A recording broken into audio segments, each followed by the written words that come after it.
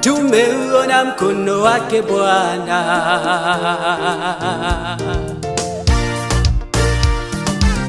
mengi mazuri tumeyaona, Mungu umetenda, ni kweli wewe muweza. Ulitamka vitu vikawa, neno tulatosha, ukisema umetenda.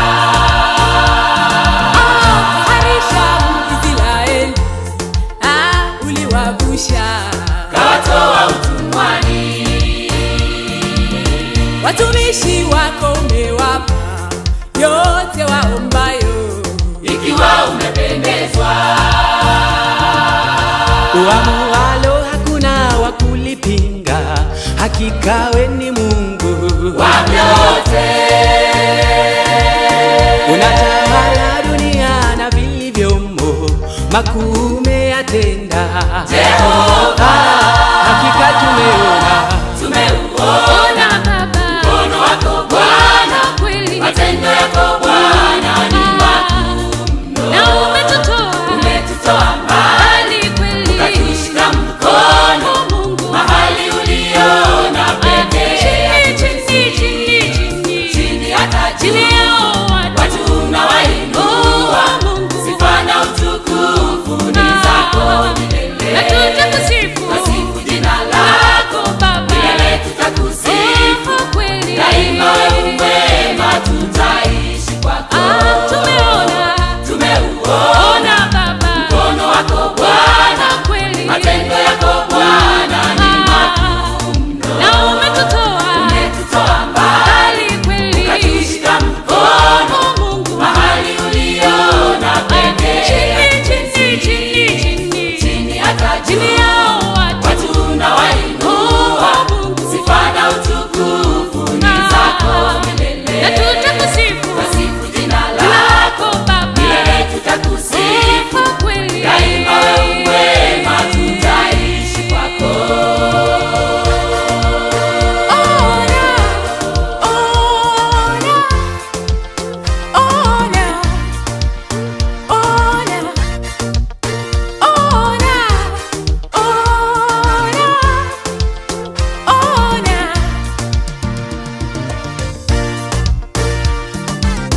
Msalabani ulitufia, ulitupenda, Dhambi zetu kabeba, baraka zako tuliziomba, kweli tumeona, hakika unabariki. hata vipaji wendo hutoa, umetuwezesha, Tunaimba na kusifu, walio haki hutoacha, uliwaahidi, hata mwisho wa dahari. Watu wako umewapa mamlaka, kwa jina lako Yesu Waponye, una ubaguzi wote ni sawa kwako, umetuita Yesu, tupone. hakika wewe ni mwema.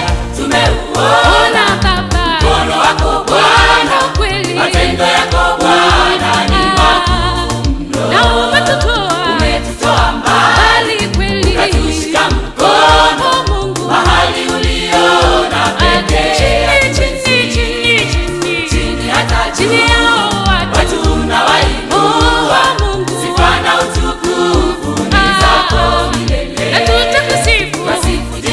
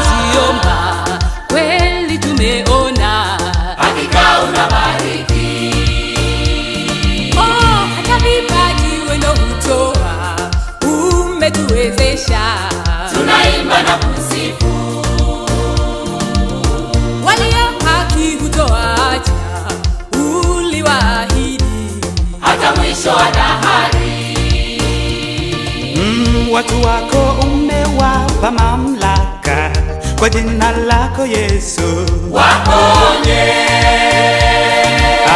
Una ubaguzi wote ni sawa kwako, umetuita Yesu tupone. Hakika wewe ni mwema, tumeuona Baba, mkono wako Bwana, kweli matendo yako Bwana ni makuu mno. na umetutoa mbali kweli, ukatushika mkono Mungu mahali uliona pekee.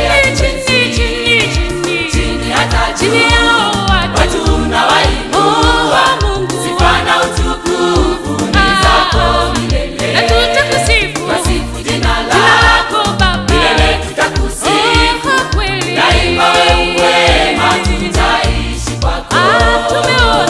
Tumeuona Baba, mkono wako Bwana, kweli matendo yako Bwana ni makuu mno. na umetutoa mbali kweli, ukatushika mkono Mungu mahali uliona pekee. Chini hata juu chini yao watu unawainua, sifa na utukufu ni zako milele. na tutakusifu Twasifu jina lako Baba, milele, tutakusifu kweli daima. Wewe mwema, tutaishi kwako.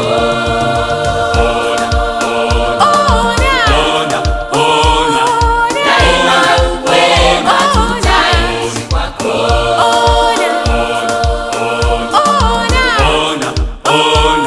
Daima wewe mwema, tutaishi kwako.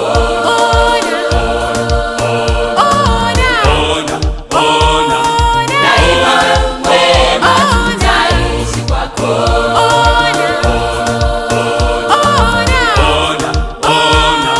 Daima wewe mwema, tutaishi kwako.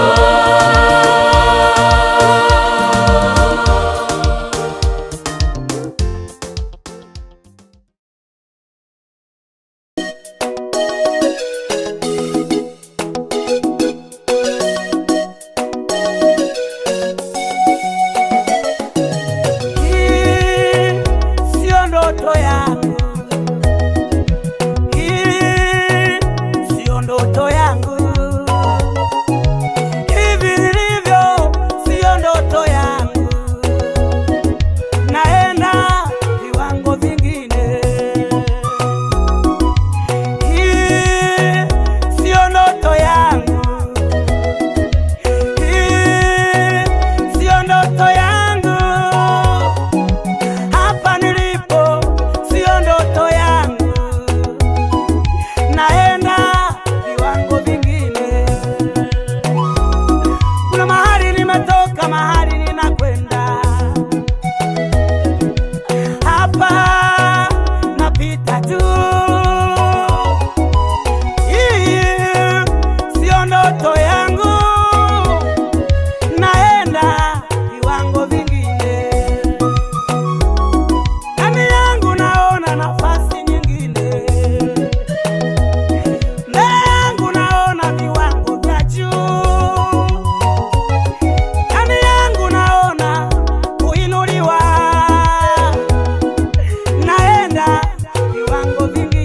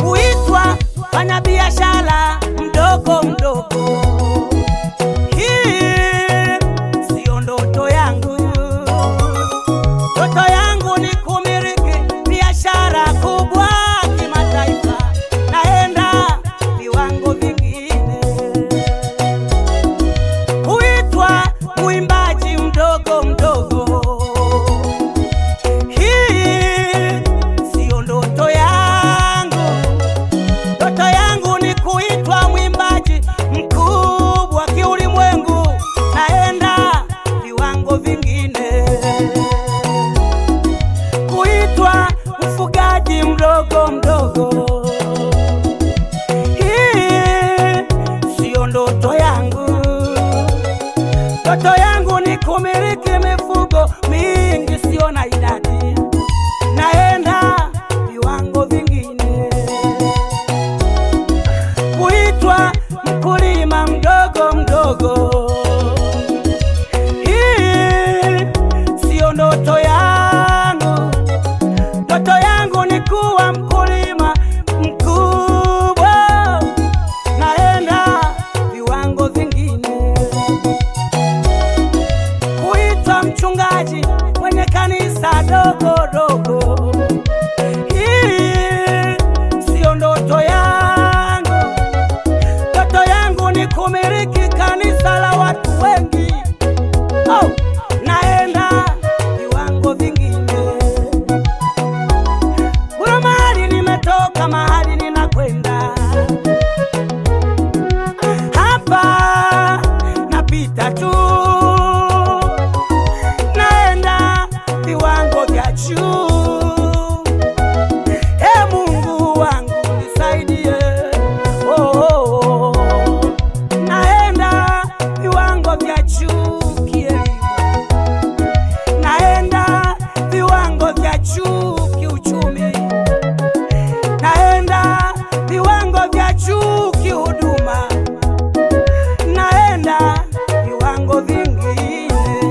Sitakuwa hivi na hivyo, viwango vingine, viwango vya juu, naenda viwango vingine. Sitakuwa hivi nilivyo leo, viwango vingine. Namwamini Mungu wangu, utukufu kwenda utukufu, naenda viwango vingine. Ukibeza beza wewe, naenda viwango vingine. Najua neno moja tu Mungu kaniahidia hivi, viwango vingine. Oh, oh, oh, oh. Utukufu kwenda utukufu.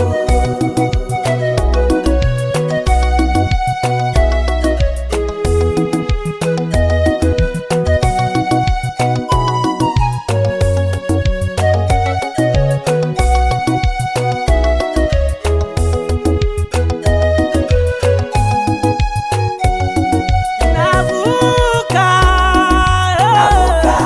naenda ng'ambo nyingine.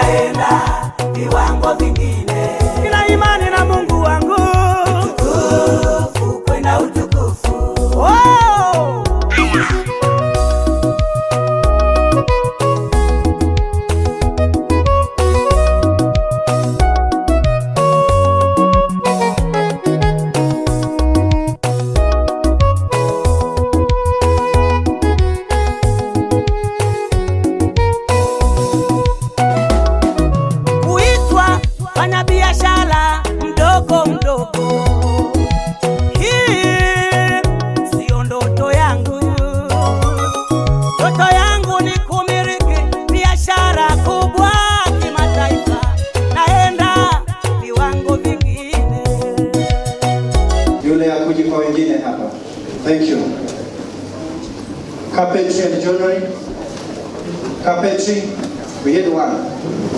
Carpentry, all right. Welding and fabrication, I didn't tell you to sit down. Request you, we all raise our feet as we are going to have the national anthem for Kenya and national anthem for East Africa.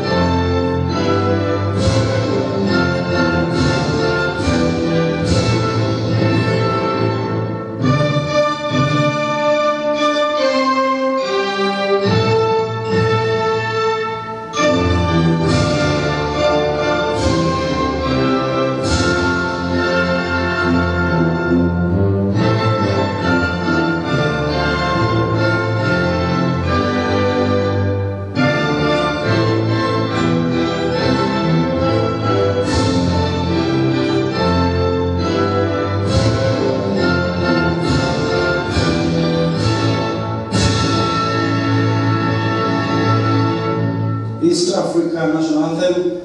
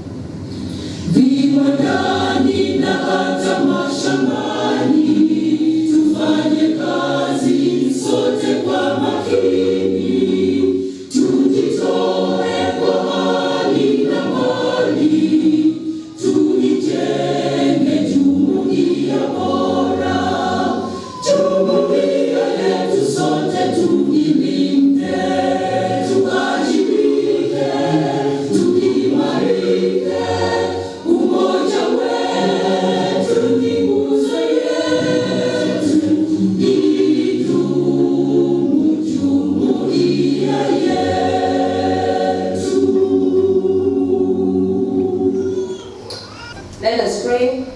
Father, in the name of Jesus, we come with thanksgiving and praise. Yet again, you have proven to be faithful, O Lord.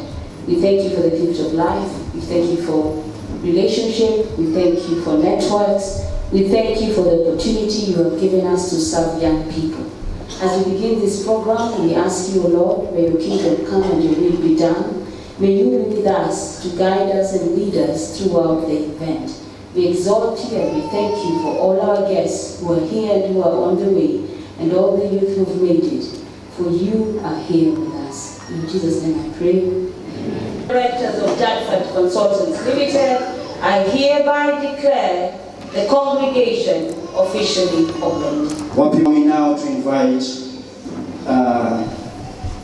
some 2, 3, or 5 youthful graduates who have powerful testimonies based on what they have achieved since they started the program to the far they have reached. From KISI County, I have Felicia Atieno. Felicia Atieno, where are you? From KISI County.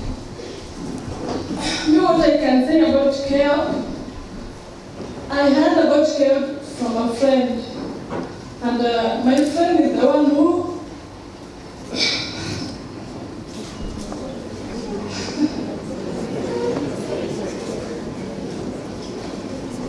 niwe rafiki yangu alinifanyia application, ndo kibahati nzuri nikachukuliwa na watu wa KYEOP. So tangu nichukuliwe tumesoma, it has been good by the way.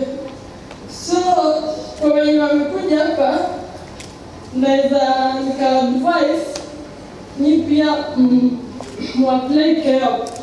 Inasaidia by the way. That's it. Let's clap for KYEOP. These are the beneficiaries who have already established their businesses. Friends and fellow graduates, is it a good day? Yes, it is. I met my fate as KYEOP beneficiary on a single day when we went for an interview for census. Through a friend, as we were waiting for the interview, he told me about KYEOP. I applied just as a joke on that very simple day. That is when I met my fate. In fact, it was on my 28th year, the year that KYEOP has for the bar, for those who can benefit from the program. I want to applaud the KYEOP and all the partners, the Jadford Consultants, that has initiated this program and trained us to become who I am today. I am a testimony that through this program, I'm now self-employed. I'm now moved from the village school to now an employer and my own boss. Guys, it makes me happy. And it's very fine when you become your own boss.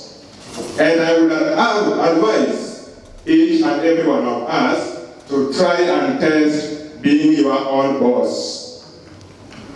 Through the KYEOP program, I later again joined another program that I was linked, that is known as Agenda Digital Program. Through the Agenda Digital Program, I got trained.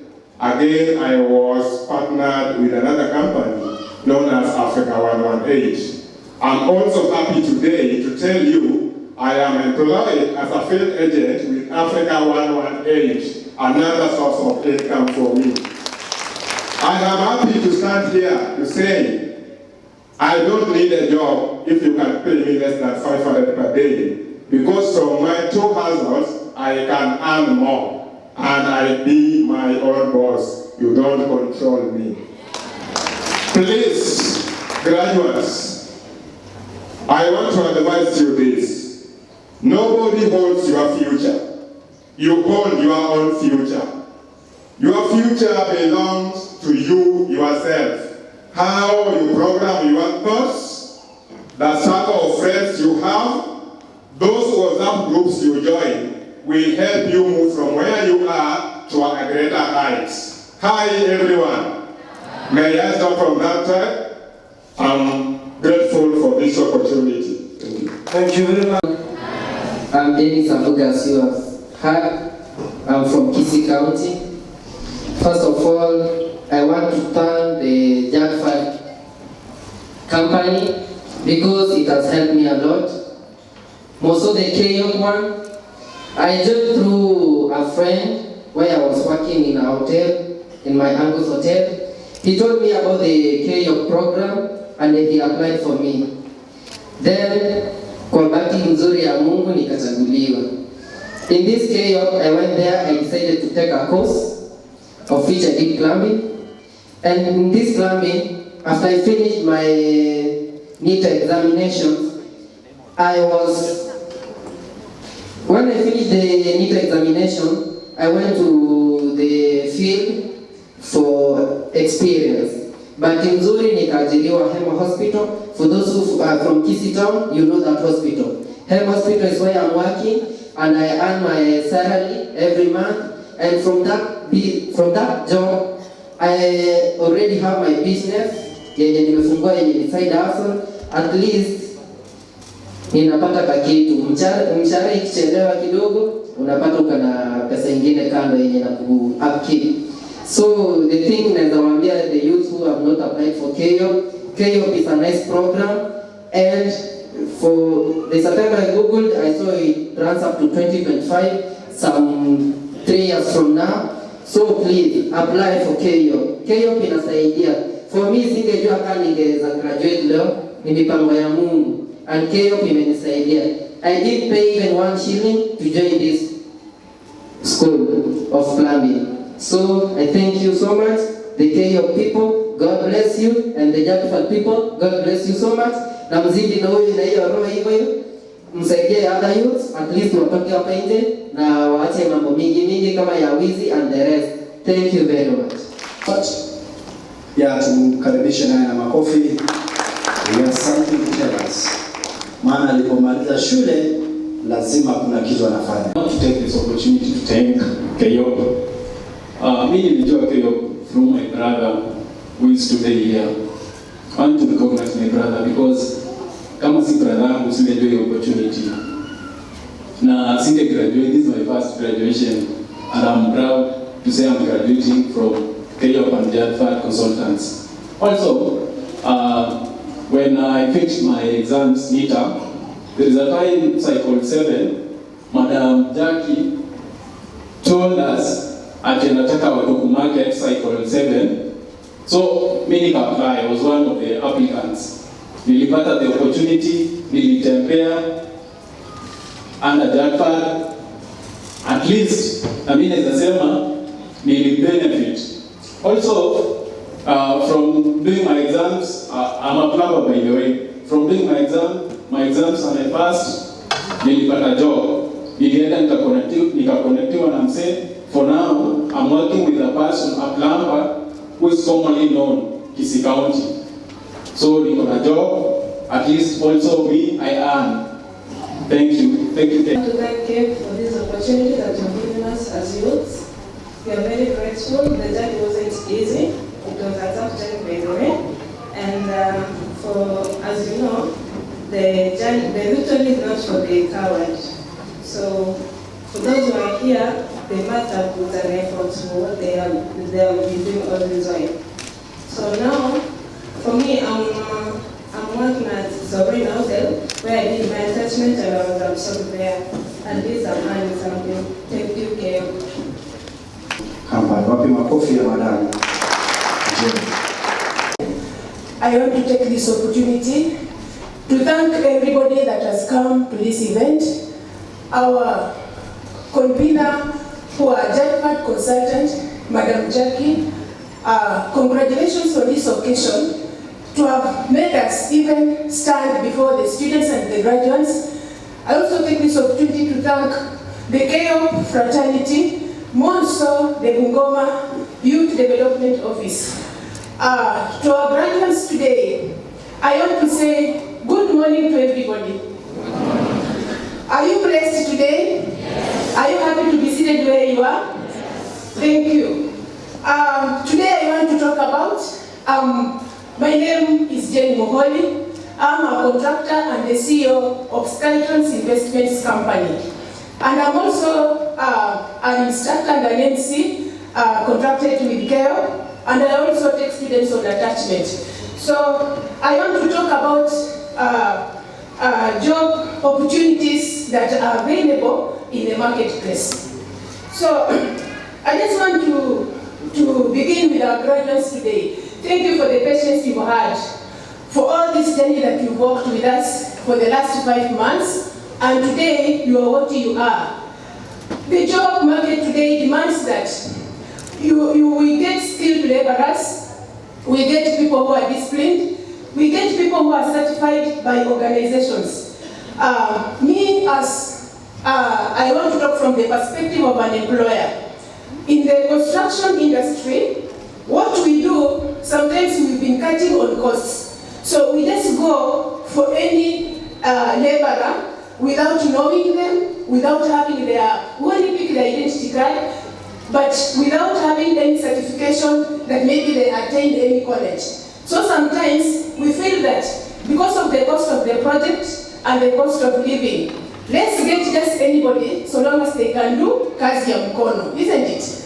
But now today, I'm happy that out of you, JADFAT through KISUMU has turned out people who are certified, people who know at least they are skilled in what they have undertaken, and also they are able to go out there and employ and get employment. One thing I want to say is that there are so many opportunities for youths out there, but sometimes when our youths complete schools, maybe and not all of them get a chance to go to universities or these tertiary colleges. So a lot of the bulk of our youth are just wasted in the villages and they are frustrated. But I want to say that it's not, every youth has a dream. And if you are a dreamer, dream big. Because KISUMU has just given you one step to walk into your destiny. But you still have a lot more to do on yourself. Because now, this time from today, KISUMU is not going to move with you. JADFAT is not going to move with you. But it has introduced you to a vast world of opportunities. Which means that you can now be on your own, you can stand on your own, and you can foot your own bills. So I want to say that out there, we are looking for people who are disciplined, hardworking, and people whom we know their history. We are not just going to pick anybody, but because now that KISUMU has come in to intervene, we are no longer going to just employ any other person. Because if you take just these other people and take them to a construction site, you know how the cost of building construction is now very high. And then maybe out of the very many boxes of tiles, you find that 20 boxes are missing, or even 5 are missing, 10 bags of cement are missing. And you cannot trace and find whatever is missing. Just because you picked anybody, you cannot get their certificates, you cannot know where they came from. They walk from one site to another site. So I just want to say thank you so much for having been patient to go through this course, and now today you are what you are. Another thing is that unemployment is quite rampant with our youth today. And one thing that they don't know is that when you have been empowered like this, apart from just being employed, I just want to thank the youth that has spoken before me, that is now a boss of his own. Today, there are so many opportunities for the youth to employ and start for themselves, especially in the construction industry. I see here seated before me so many people that are going to be great owners of construction companies. Great owners of big businesses like salons, cafeterias, cyber cafes, and garages, and so many other businesses that you're going to own because of the skill that you have today. If you're happy with that, clap for yourself. Yes. You may never know. You are going to employ yourselves. You are going to be directors of your own companies. You feel good now. Are you not happy? So what I just want to say is that discipline, in this world that you are now beginning to become as adult people, or as mature people, professional people, what you need is discipline. Number 2, pursue your dream. Number 3, always, if you are dreaming, dream very hard. Don't sleep on your dream. Make sure that you actualize your dream and you become what God intended you to become. And again, always when you're looking for employment or when you're beginning a business, let me just talk briefly about business startups. Apart from employment, you can also start your own business. Many youths fear that they don't have collaterals to go and start a business. Maybe they don't know how even to open. Some of them may not have a bank account. But there are so many financial institutions today that are looking to empower you. Especially you now that have skills and you have a certificate. That is what you can anchor on. And then when you start a business, make sure that there are things that there's the rule of the game. Make sure that you are customer friendly. The person that is coming to your shop is actually your employer. Make sure that you do networks. And make sure that specifically where you are placing your business is there that need. Hello? So as you are going out there are so many things that you are going to meet, but actually, even our nation is depending on you young people today. Because the future of this country depends on what you are going to do. Because you are the only people who are going to sustain our economic, you are going to sustain, through your skills, you are going to sustain our economic and drive our country's growth so that we can create more jobs. Thank you. Mr. Charles Sonkole, State Department for Youth Affairs, Minister of ICT, Innovation and Youth Affairs. Nimetoa wanafunzi kidogo. We are also going to have a bit of procession for the few we have selected because that's the protocol from the government. So nipigie makofi kidogo na mimi. We will continue. I will call Madam Janet of Dominion Technical College. Wapi makofi ya Madam Janet. Janet. God. Good to see you. Congratulations, our sitting graduates. I want to take this opportunity to honor and acknowledge the presence of the guests of honor. All protocol observed. I appreciate and honor the presence of the youth officers from all over. I honor the presence of all the KISUMU coordinators. I appreciate the presence of the country coordinator of KISUMU, Mr. Mayapi. I appreciate the presence of Madam Jackie of JATFAD Consultants, who is the reason why we are here today.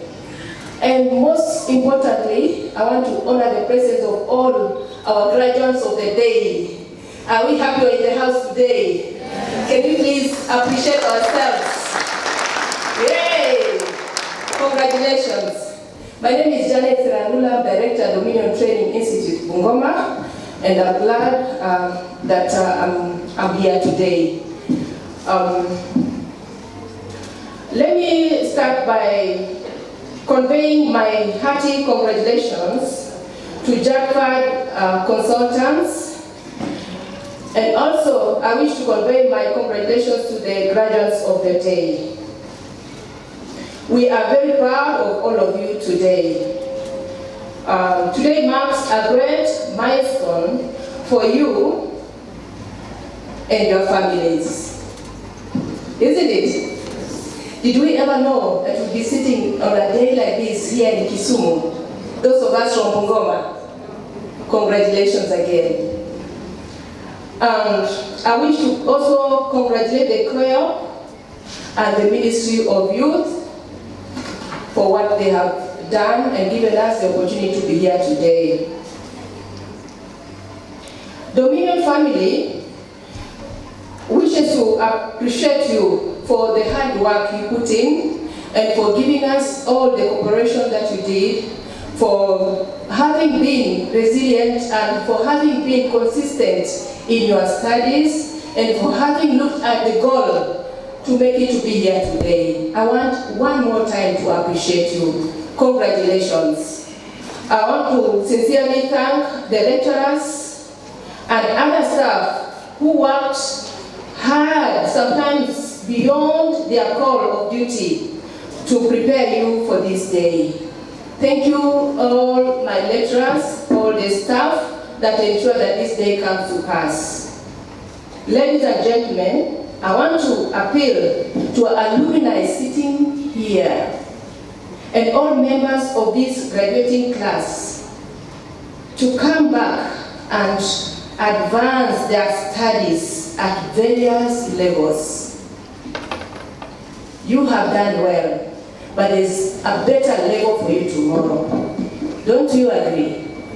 Some of you are here because you performed well at grade 3. I believe you know that we still have grade 2 and grade 1. We still have an opportunity for you at Dominion Training Institute. We are waiting for you.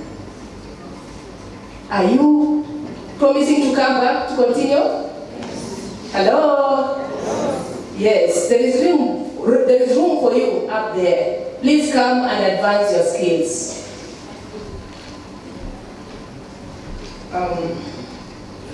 And to Jaffat Consultants, Madam Jackie and her co-directors, I wish to really appreciate you and thank you for honoring us, for entrusting us with your students, for trusting us to raise and, give the skills that we have done to the students who gave us. Thank you for entrusting us.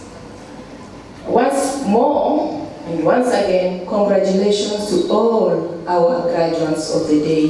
May the good Lord guide your footsteps, open more doors for you, make room for you, and give you better and bigger opportunities as you graduate today. God bless you. Chief guest, all protocols observed. Good afternoon, everyone. Good afternoon, everyone. Mbona mmechoka sana. My name is Martin Olo from FabLab. FabLab is Fabrication Laboratory. It's an innovation maker space where people with innovative ideas are able to bring their ideas to life. I have to introduce it because not many people know about it. Actually, we only have 4 FabLabs in Kenya. One of them is owned by the chairman of NITA, Dr. Kamau Gashigi in Nairobi, and another one is also based in University of Nairobi. Another one is based in Lamu by Red Cross, and the one taking care of Western Kenya region is based in KISUMU. So basically, Fab Labs are spaces where people bring their ideas to life using digital fabrication skills. So as we are learning computers, we don't just learn computers to do typing. We learn computers to design things, and then there are computer-enabled machines which can help you produce those things. I don't know if any of you have ever heard of 3D printers. Anyone? 3D printers? So the kind of skill we are having is actually, these are the kind of skills that Chinese are using in bringing in rapid prototyping to bring the product in life within the shortest time. Traditionally, we were used to large industries where things can be produced. But right now, there are ways in which things can be done in a very smart way. Now, coming back to what we are doing here today, I want to appreciate KYEOP for such initiative because for the longest time, there has been a lot of mismatch between the skills that we learn in institutions and what the employers or industry needs. And so there is high time that the academia need to listen to the opportunities that are available in the workspace so that the training can be geared towards that.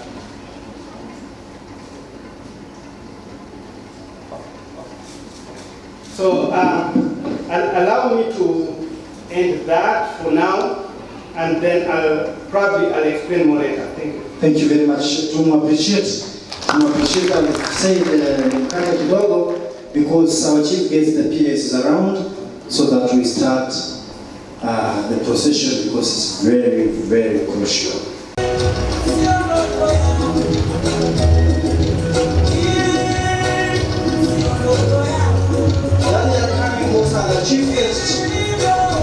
Our chief guest, the principal secretary, Charles Uni.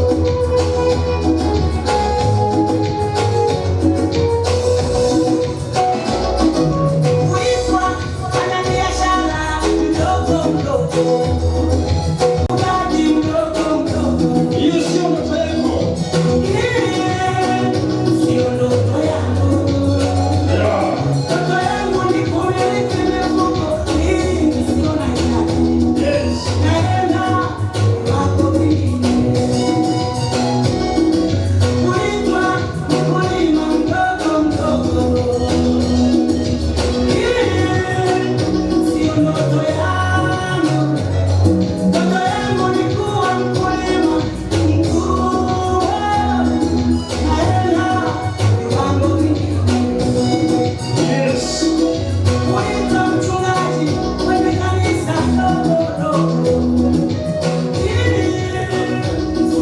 sana. Ladies and gentlemen, you allow me again. We have a national anthem. Ili tuendelee. DJ.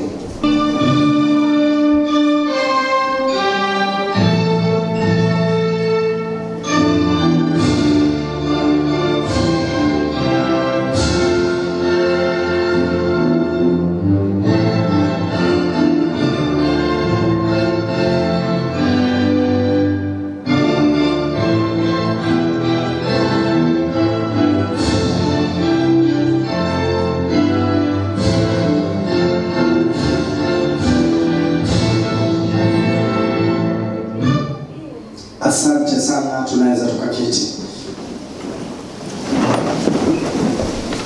2021.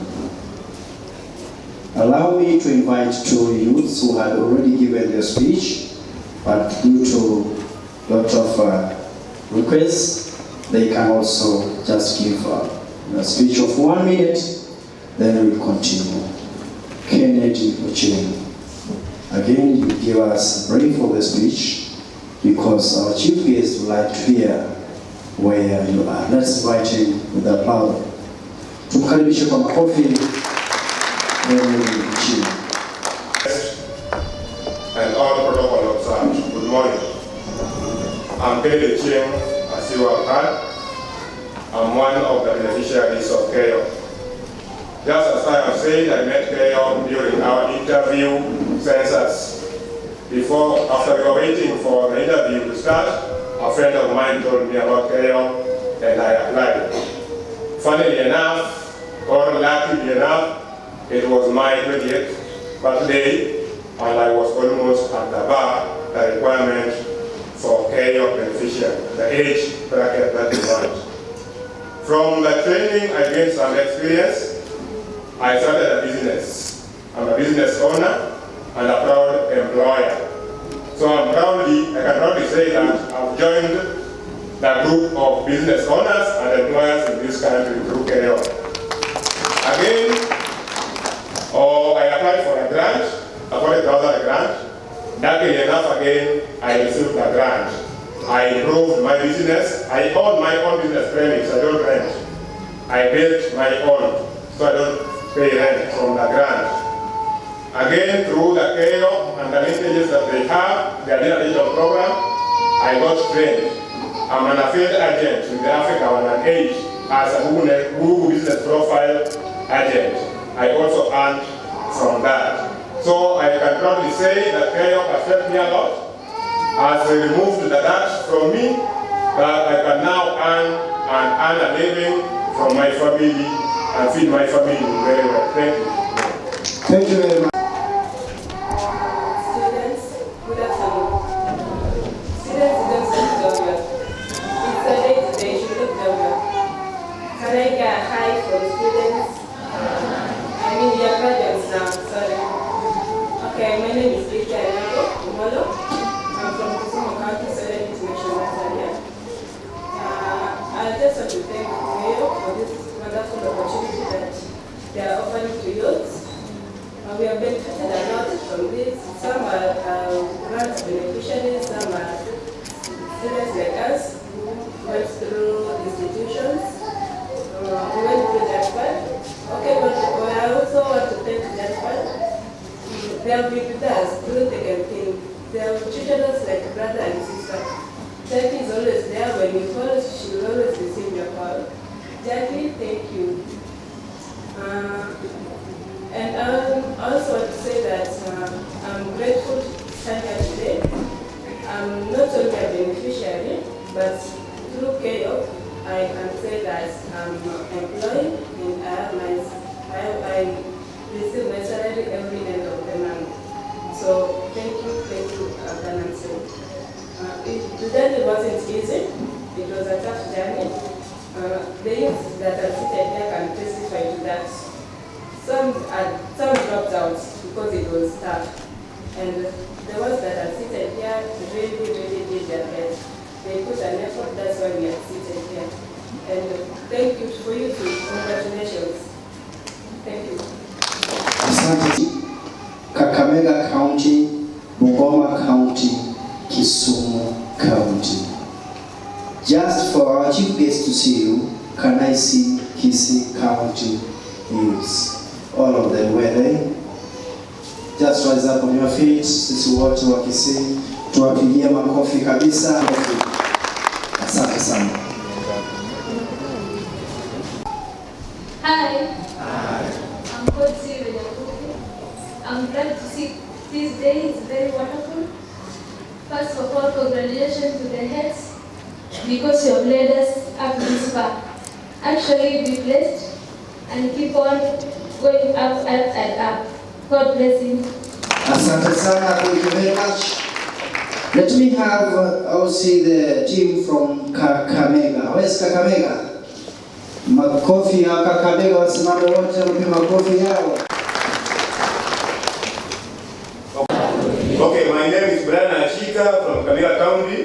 Right now, I'm working as a county rep under Jetford, Consultant Limited. God bless you so much. Thank you very much, Kakamega. Where is Bungoma? Bungoma. Wako wapi wasimame wote wa Bungoma? Tuwapigie makofi. That's Bungoma, wonderful. All the way from Bungoma. Asante. Where is the representative from Bungoma? One person. Karibu sana. Hi people. Hi. Yes, my name's King David Masame from Bungoma. Nilifanya business. Therefore, thank you, and KISUMU, thank you. Madam Janet, thank you so much. May God bless you. Asante sana. Thank you very much. Kisumu County. Where is Kisumu County? Yeah, the people from the what do you have coffee? This is our coast. Wonderful. Where is Ken? Ken is outside or inside? Yeah, karibu sana. You can know the others get seated. To the chief guest, the Chief Executive Officer, Madam Jackie Airo, the Project Coordinator, Christopher Polo, the County Director, Mr. Kaloch, the Senior Consultant, Donald Page. I can take this golden opportunity to thank our Almighty Father who has given us this wonderful day to gather here and we celebrate this wonderful occasion. I'm called Kennedy Obiambo Aweno.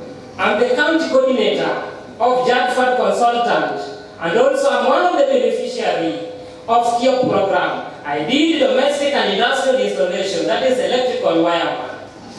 To the students, what I'd like to share with you this afternoon is that this is just a startup. This is just a beginning. Education is the most powerful weapon that one can use to do away with ignorance, to do away with poverty, and also to change the world. Now we have that opportunity to change the society, to change the world. It is absolutely critical that one must maintain a winning spirit, whether good or bad, in the response of persistence, confidence, and enthusiasm. I kindly take this golden opportunity again to thank the national government for giving us this wonderful opportunity. Now, what we need from you is just the strong support, creation of employment, and also, finally, I have to thank Madam Jackie for this, the great day you have given us to us. Otherwise, I don't have much to say. May the Almighty Father continue blessing us during this crucial period and in your future life. Asante sana, wonderful. Thank you very much. Our chief guest, hao ni vijana wako. Asante sana. I'd like to our chief guest just to invite them. Can I see Madam Jane Holly? Just raise up your hands with your Madam Ona. Asante, tupige makofi. We have Madam Janet from Dominion. Where are you? Asante sana.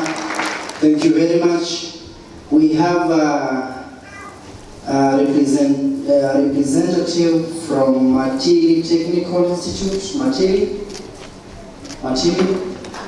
Well, asante, just give her one word. Tupige makofi. She has not given us award. Karibu sana. All protocol observed. Praise the Lord.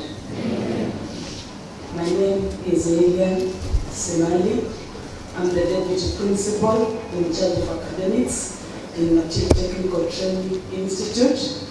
I came to represent our Chief Principal, Judith Sunday, and together with me, I'm with Mr. Thomas Abuga, who is our registrar. You can just wait. I just want to say one word, that God has never created a failure. All of us, we are successful. And I want to thank KYEOP, the coordinator of KYEOP, Madam Jacqueline. God bless you so much for accepting to be used by God to be an agent of what God is doing in these great men and women.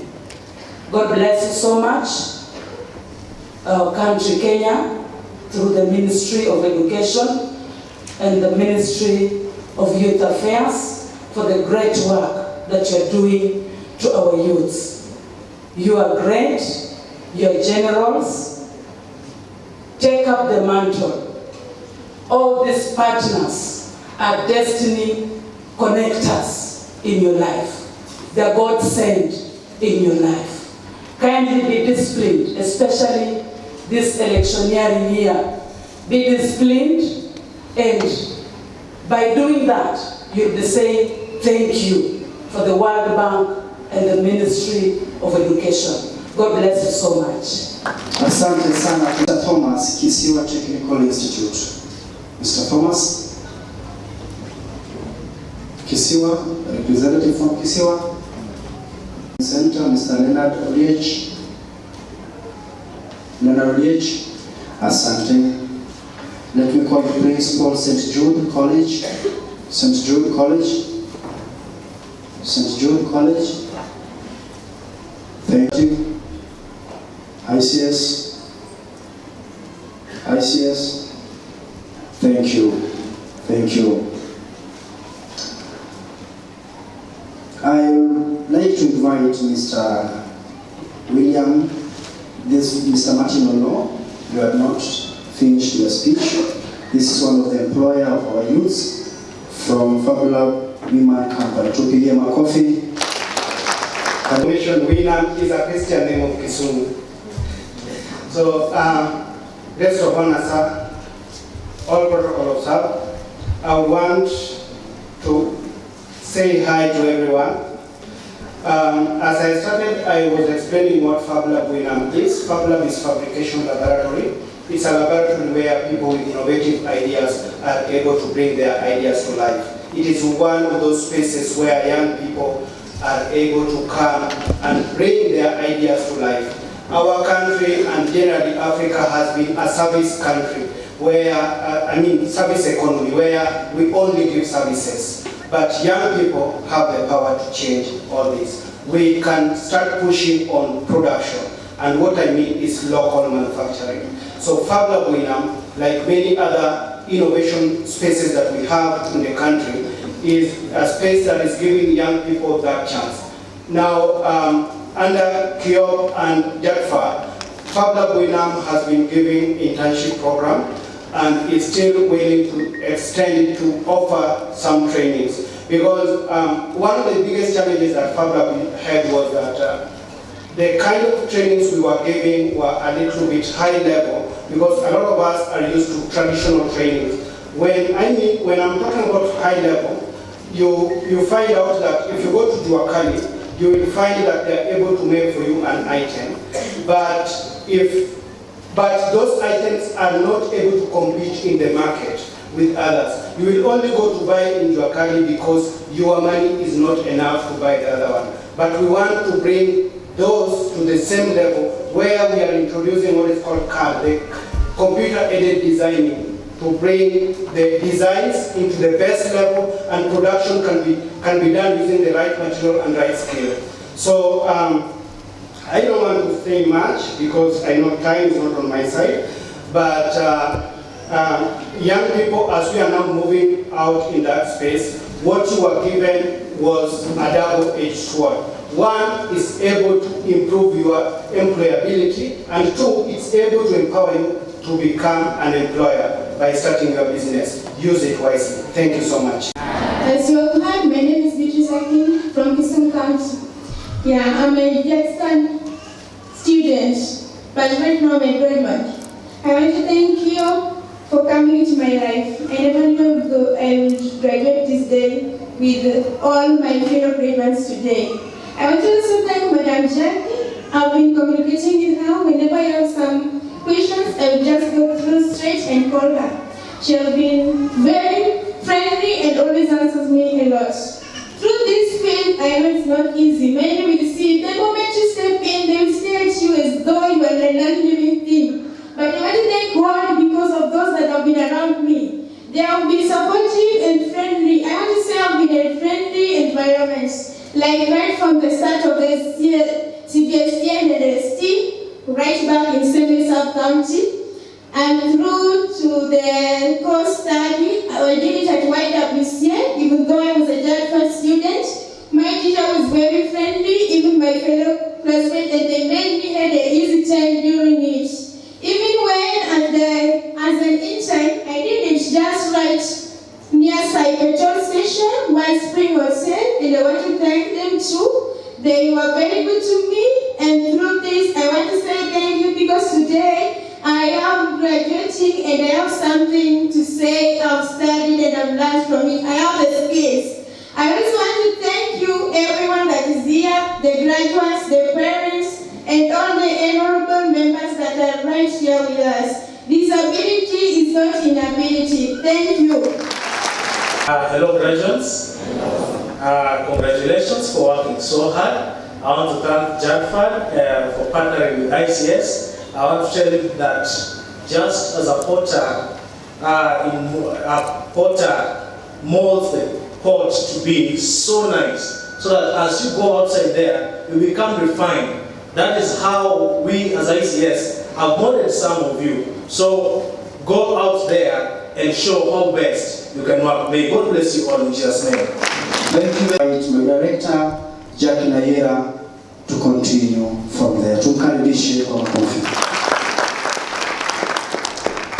Chief guest, Honorable Principal Secretary Charles Nkuli, and all the national directors who are here today, Mr. George Bobo, Director Skills Development, Ms. Emily Maina, Director Social Development, the National Project Coordinator, Mr. Mayambi, National Deputy Project Coordinator, Dr. Katam, National Industrial Technical Authority representation here today, the Ministry of Youth Affairs representation today through the county directors and youth officers from all 4 counties why we are here today. Ladies and gentlemen, today we celebrate opportunity. We open the doors of hope, prosperity, and success for youth in Kenya. Sustainable Development Goal number 4, according to the United Nations, spells out the importance of ensuring inclusive and equitable quality education and promote lifelong learning opportunities for all. When we draw the lens closer to critically analyze the role of this SDG number 4, it is clear that Sustainable Development Goal 4.3 indicates that by 2030, partner nations should ensure equal access for all women and men to affordable quality technical, vocational, and tertiary education, including university level. Sustainable Development Goal 4.4 indicates that by 2030, partner nations should ensure sustainably increase the number of youth and adults who have relevant skills, including technical, vocational skills for employment, decent jobs, and entrepreneurship.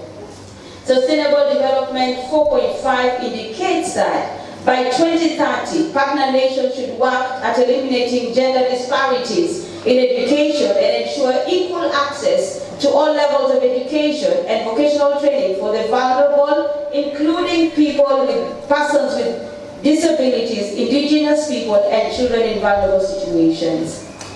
This is actually what KISUMU is all about. Kenya Youth Employment Opportunities Project is part of the implementation process of the Global Sustainable Development Goals in the World Agreements by UN, the United Nations. The World Bank has two key roles in relation to this SDG. The World Bank, as a partner in the project, wants to empower youth, young people, and together contribute to its two twin goals, ending poverty and investing in opportunity. We therefore applaud our government today and the representation from the the Ministry of Youth Affairs, ICT and Innovation, led by our able CS and the Principal Secretary, for the commitment they have made to the implementation of this SDG. We take this opportunity to recognize the support of all stakeholders in the project: World Bank, Micro Small Enterprise Authority, Ministry of Youth Affairs, ICT Innovation, National Industrial Training Authority, formal and informal training providers in the project, for working tirelessly to make sure that this SDG number 4 is achieved through KISUMU in our country, Kenya. For our guests who are new to the KISUMU program, allow me to give you a brief about the project. KISUMU aims to increase employment and earning opportunities for targeted youth.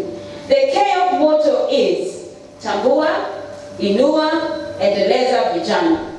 KISUMU supports youth by selecting youth from 17 counties in 3 levels, empowering them in life skills and career skills through MIA, equipping youth with technical skills, providing internship, assessment process to provide accreditation through NITA, and finally, employment placement through formal and informal providers.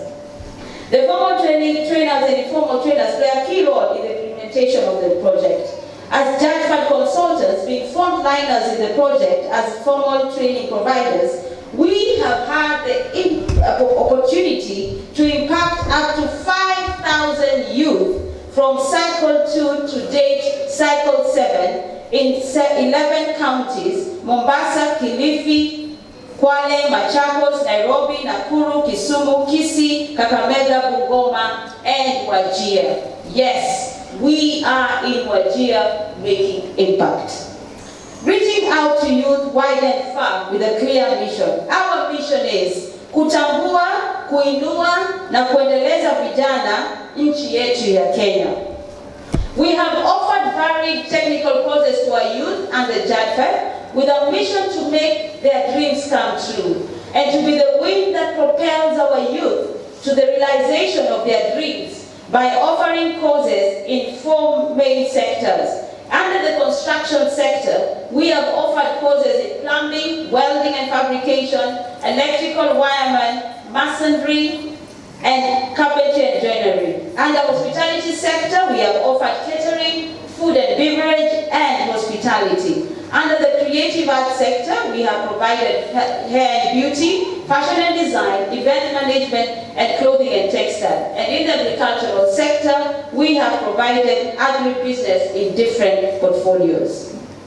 We have consistently sustained our commitment to ensuring that our youth get the best quality technical training through our partners, who total up to 30 training institutions in this region. And from Western Region today, who have graced our occasion, we have ICS College, KISUMU, Dominion Training Institute, Bungoma, Matini Technical Training Institute, Career Training Institute, Kakamega, Lugala Polytechnic, Kakamega, Ahero Polytechnic, KISUMU, Kakamega Polytechnic, and Kisiwa Technical Institute, just to mention but a few.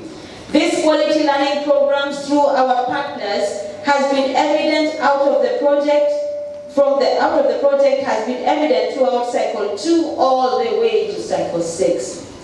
Lao Tzu, a Chinese philosopher, once said, "Give a man a fish and you feed him for a day. Teach him how to fish and you feed him for a lifetime." Thus, as Jadford, in this project, we made a decision and a commitment to teach our youth how to fish.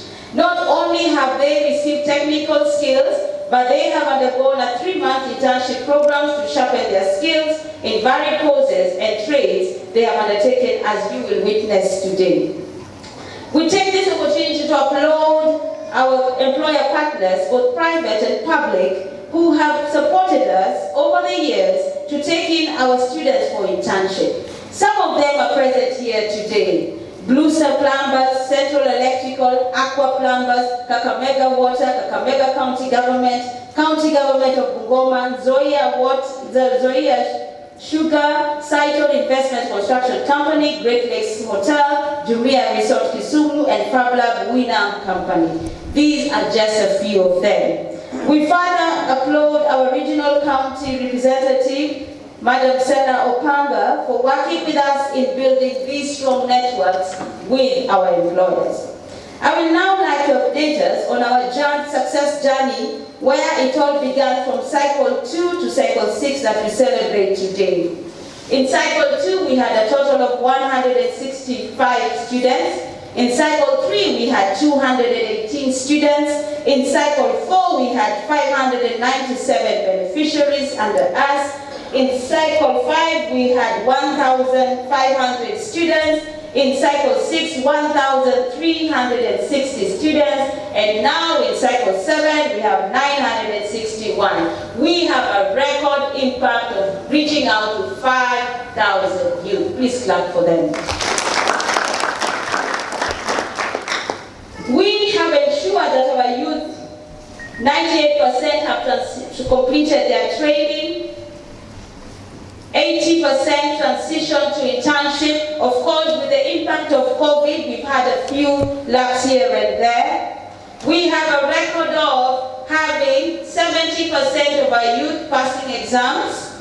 And we have now a record that 70% of our youth from Cycle 2 and Cycle 6 have acquired employment. Employment in the context of self-employment, temporary employment, and full-time employment.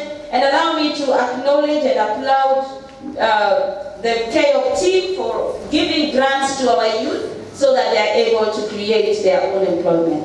This project is about providing an enabling environment for women and youth to become economically independent and thus ensure sustainable development and economic growth through our women and youth who form 70% of the Kenyan population.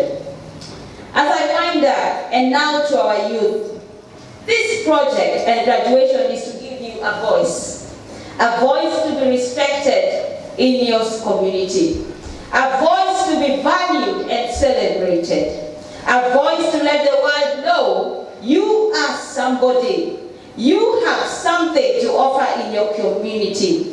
This graduation is to break the bias for you. Those who have always looked down on you, to see that you're able to do something.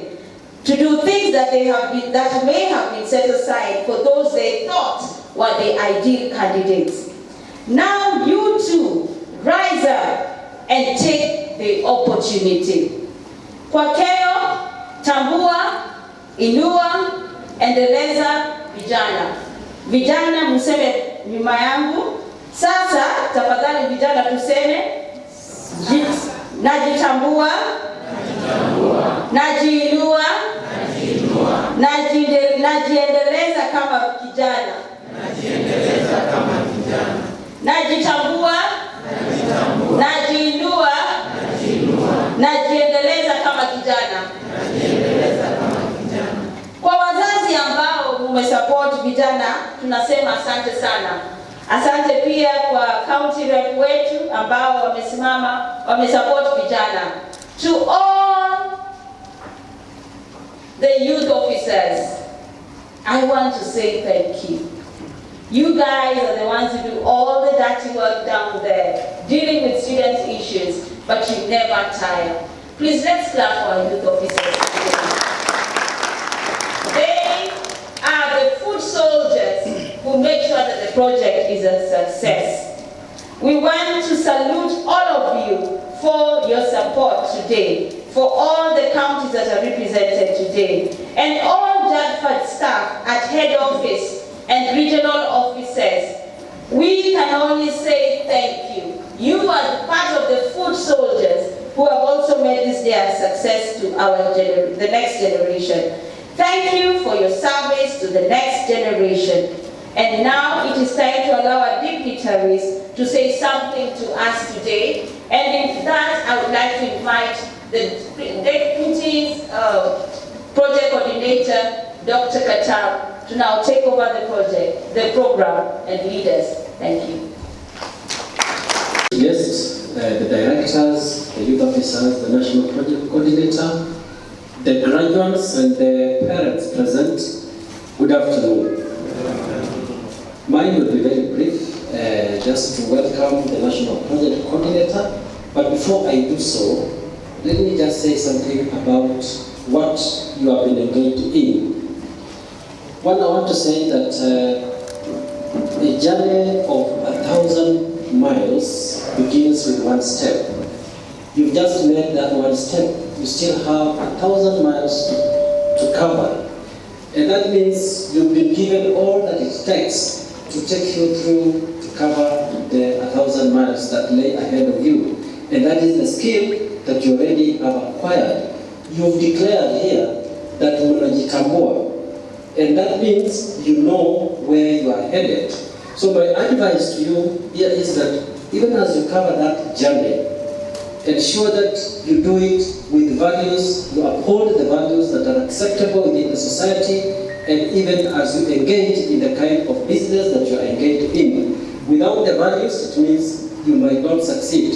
So ensure that whatever you do it with values. And that is my advice to you as you start that, as you start the journey of 1,000 miles. So with that, I just want to congratulate the graduates and the parents, JADFAD, again for taking you to this level that you are here today, where we are celebrating your success. Again, we are thanking our youth officers on the ground. I know that they have already been supportive in ensuring that you succeed as you have done. We are very glad to hear the testimonies you've given about what you are engaged in, and indeed that is what makes us very proud of what you have been engaged in. And I thank you very much, JADFAD, for that very, very big effort that he has made in ensuring that we are successful. So with that, I now take this opportunity to welcome the National Project Coordinator, Mr. Augustine Mayabi, to take up from there. Welcome. Thank you, Dr. Katam. Principal Secretary, State Department for Youth, directors, colleagues, trainers, graduates, wazazi, hamjambo? Mko wazima? Bwana tusikie sauti, mko wazima? Asante. Hii ni siku kubwa ambayo unatakiwa uwe na furaha. Jinsi vijana wetu wamesema hapa, kuna wale ambao walifikiria kwamba hawakuwa na matumaini kwamba siku moja watahitimu mpaka wavae gauni. Si kweli? Lakini kuna watu wamehitimu leo, ingawaje siku hizi watoto wa kindergarten, class 1 wanavaa gauni, lakini leo umevaa kwa kupata maarifa. Si kweli? Ndipo ile nyimbo ilikuwa nzuri ya kusema kwamba hutaki kuitwa mtu mdogo. Na kwa wale wamehitimu, najua ndio mwanzo tu kwa kuelekea mbali. Kwa hivyo, Bwana Principal Secretary, nataka nikushukuru tena na nishukuru trainers wetu wote, maafisa wetu ambao kwa njia moja ama nyingine wamehusika kuhakikisha kwamba mpango huu umefaulu. Sitarudi nyuma kwa sababu Madam Jackie umemaliza speech yangu yote, nimeamua kuiacha sasa. Nataka niseme, Bwana Principal Secretary, hii safari ndefu inaanza na kuwachagua wanafunzi, namna tumekuwa tukikueleza ukitusaidia. Tukitangaza tunataka 7,000, lakini maombi tunapokea ni 80,000. Tunafanya randomization, tunachukua 7,000, nusu wa kiume, nusu wa kike, alafu tunaanza ule mwendo wa kufunza. Lakini kwa ajili ya siku ya leo, kwa sababu huwa tunachagua wale from zero education mpaka form 4.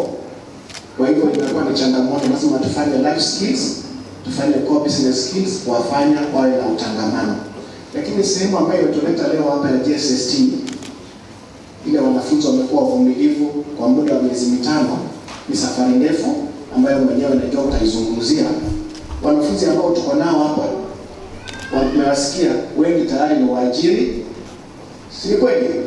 Wameajiri watu, wengine tayari wamemaliza, wameajiriwa, na wengine bado wanatafuta kazi. Nataka kuwashukuru nyinyi wote kwa kuweza kupata uvumilivu na utulivu na bidii, ndio ambaye mwafanya mkafika hapa siku ya leo. Kwa hivyo tunawasherehekea kwa kuwa na sisi siku ya leo. Kama Project Coordination Unit, kitengo ambacho kinaratibu mipango ya KIOP, nataka kuwathibitishia kwamba tuko pamoja na nyinyi kuhakikisha kwamba mwendo mnaoenda mnafaulu. Bwana PS, hawa FTPs ambao Jadifat iko ndani, training yao ni tofauti kidogo na ile ya Master Craftsman. Jackie akichukua mwanafunzi mmoja, tunamlipa pesa kwa viwango vidogo vidogo. Kiwango cha kwanza tunamlipa kwa miezi 2 kufunza wanafunzi kwa darasa. Kiwango cha pili tunamlipa kwa kuhakikisha kwamba ameweka mwanafunzi kwa fundi ambaye anampa maarifa. Kiwango cha 3 na cha 4 tunamlipa Jackie kwa kuhakikisha kwamba amempa mwanafunzi kazi. Si ndio Jackie? Asipompa mwanafunzi kazi, hicho kiwango hatumlipi. Kwa hivyo ana kazi ngumu sana, na FTP wengine wote lazima wathibitishe kwamba wanaweka wanafunzi kwa kazi fulani. Kwa hivyo unaanza ona umuhimu wa FTP training ukilinganisha na ile training ina MC, ambao tuseme pia si muhimu, ni muhimu sana kwetu kwa sababu wote wanashirikiana pamoja. Nataka kushiriki kila mmoja na wazazi. Hebu tuone wazazi, mkono tu wazazi. Nataka mtawaunga mkono kabisa watu hawa, si kweli? Tuseme ukweli kidogo, mlipotoka kule nyumbani mna watoto wengine. Mlipoona wengine wanaenda university, wengine waendi, mlififia mioyo kidogo, si kweli? Lakini leo mmehudhuria graduation yao. Kumaanisha kwamba namna Bwana Katama alisema ni safari tu ambayo wameanza. Mkiwa mtawasaidia wataenda mbali. Unaweza ona mtu ambaye anakwenda university ameajiri watu. Na acha niwaeleze ndugu zangu, na Bwana pia atawaeleza, hata waajiri wengi kwa hii dunia, wengi watakanyaga university. Na nimeona mtu mmoja hapa ameajiri watu. Najua nyinyi lazima mtafanya bidii muajiri hata wale ambao wameenda university, ambao bado wako nyumbani hawajapata nini maarifa ama hawajapata nini kazi. Sitataka kuchukua muda mrefu, lakini nataka kusema kwa principal secretary kwamba hiyo ndio safari ambayo tuna train hao watu kuhakikisha kwamba wanafikisha miezi 5 wahitimu. Na tutakapokuwa tukiendelea na kutambulisha, nafikiri Bwana Mbogo baadaye utawatambua wale ambao wanatusaidia wanita. Tukishamaliza miezi 5, wenzetu wanita ndio hutoa mtihani na kuhakikisha kwamba wanafunzi wamehitimu kupata vyeti ama certificates ambazo zinawasaidia kuweza kupata kazi baadaye. Kwa mimi nataka kushukuru kila mmoja na nichukue fursa hii bila kusema mengi to invite Director Mbogo. Director Mbogo, karibu ili uweze kutambulisha, introduce our staff before we proceed to the next phase. Thank you. Our chief guest, Charles Sonkoli, who is the PS State Department for Youth Affairs. Our partners present here today, the KIOP, NITA, and other partners, various colleges which have been training our trainees, talents, graduates, ladies and gentlemen. Good afternoon. Good afternoon again. Thank you. So, my name is George Bogo, Director, State Department for Youth, in charge of entrepreneurship and skills development. And I want to start by introducing our officers from the 2 regions, which means the 4 counties. The regions here are the Western and Nyanza and Western. So I want to start, if I mention my name, you just wait, because I want us to move faster. KYEOP, who is the RC Nyanza. That is one Joshua KYEOP. Number 2, I want to have Dixon Wamukota hope you can see me. Yeah. Next, we have the County Director Kakamega, Garnet Mkichambe. Where are you? Asante sana. We also have various youth officers across the 4 counties represented here. Very fast, Lucas Ogutu, Kakamega Central. We also have Ochieng, Janet, Kakamega East, where are you? Asante sana. We have Thomas Central. We realize they are all branded. KISUMU. Then Benson, Mwelesa, Webuye West. Okay. Then we have officers from National Industrial Training Authority, Anita. Christopher, where are you? Then Esbon, Nita, Asante Sana. Nita plays a great role, or a big role, in the implementation of KISUMU projects.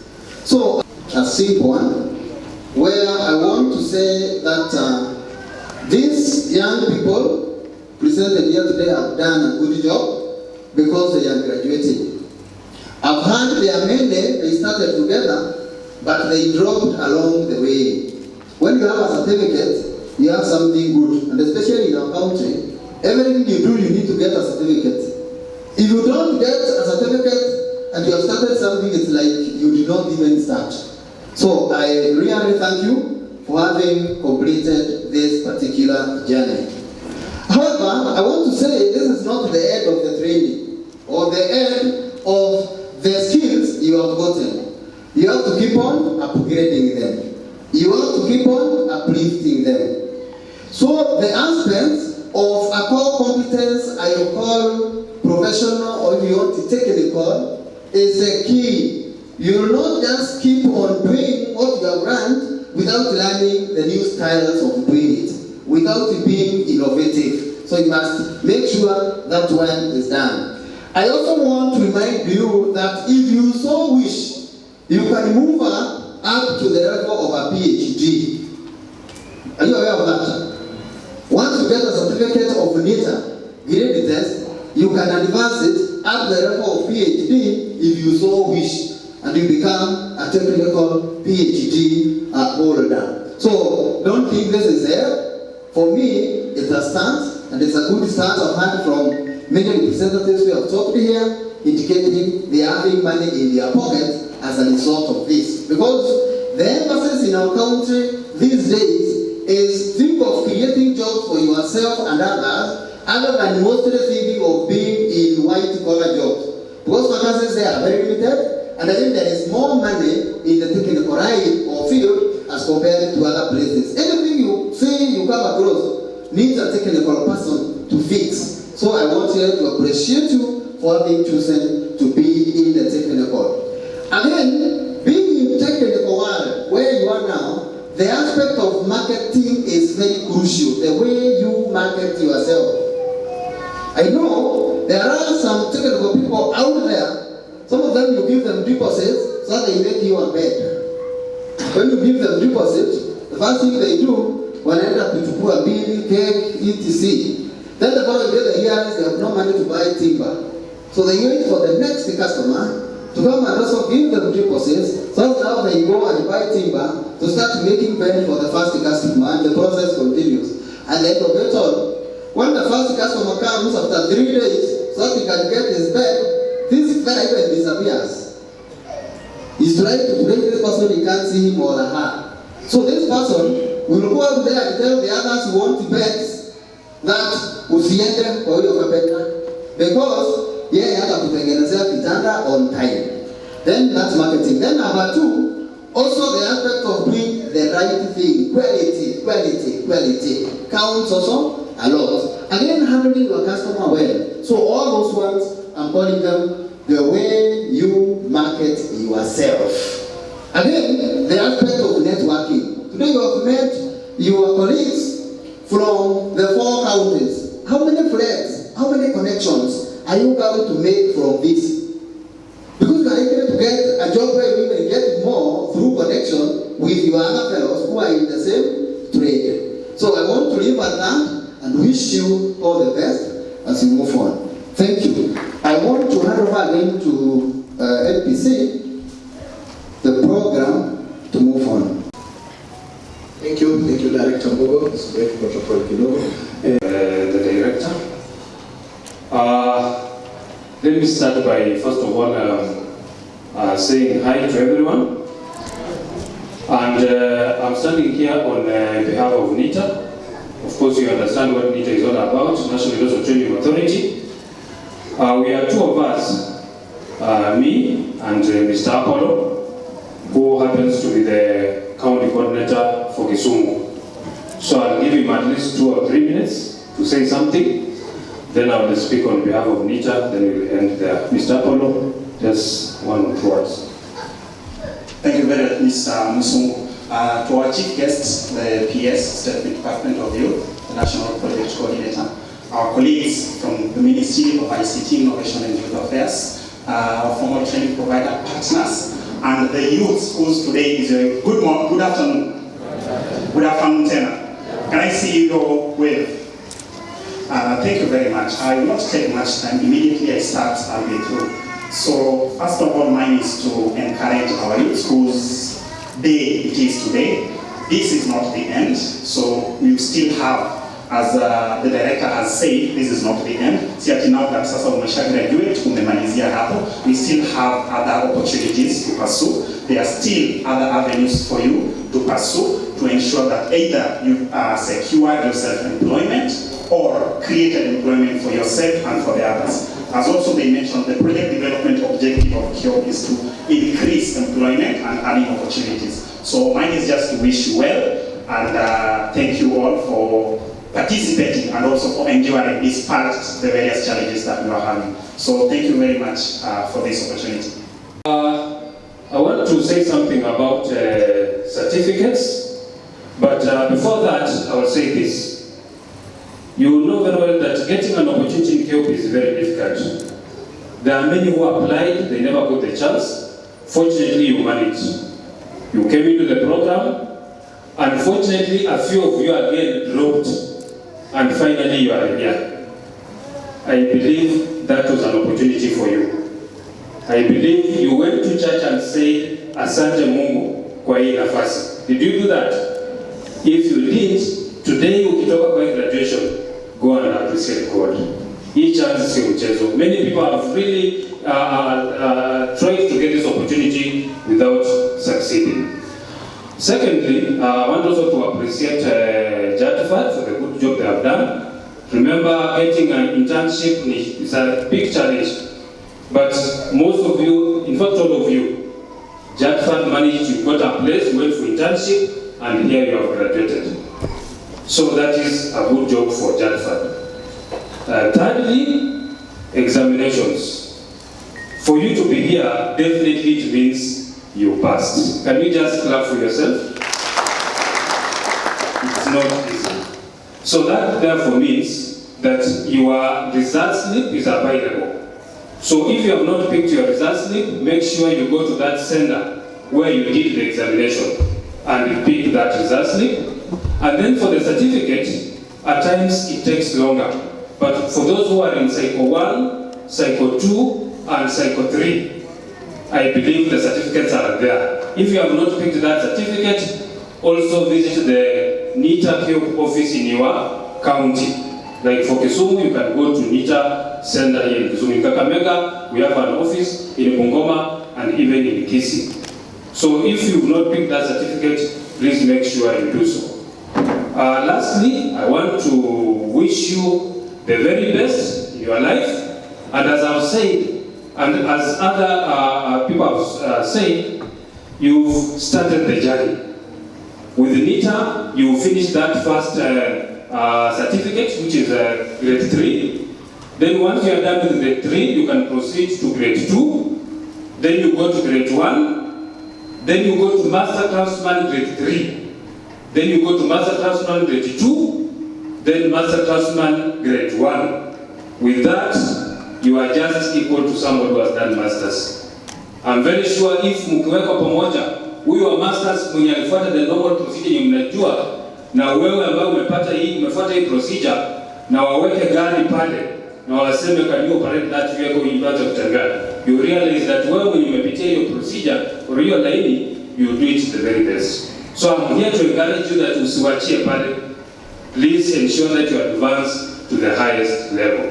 So I don't want to waste a lot of time. As I said, my name is Esbon Musugu. I'm the county coordinator for Kakamega, but today speaking on behalf of NITA. Thank you so much, and may God bless you. Thank you. KYEOP staff from the project unit.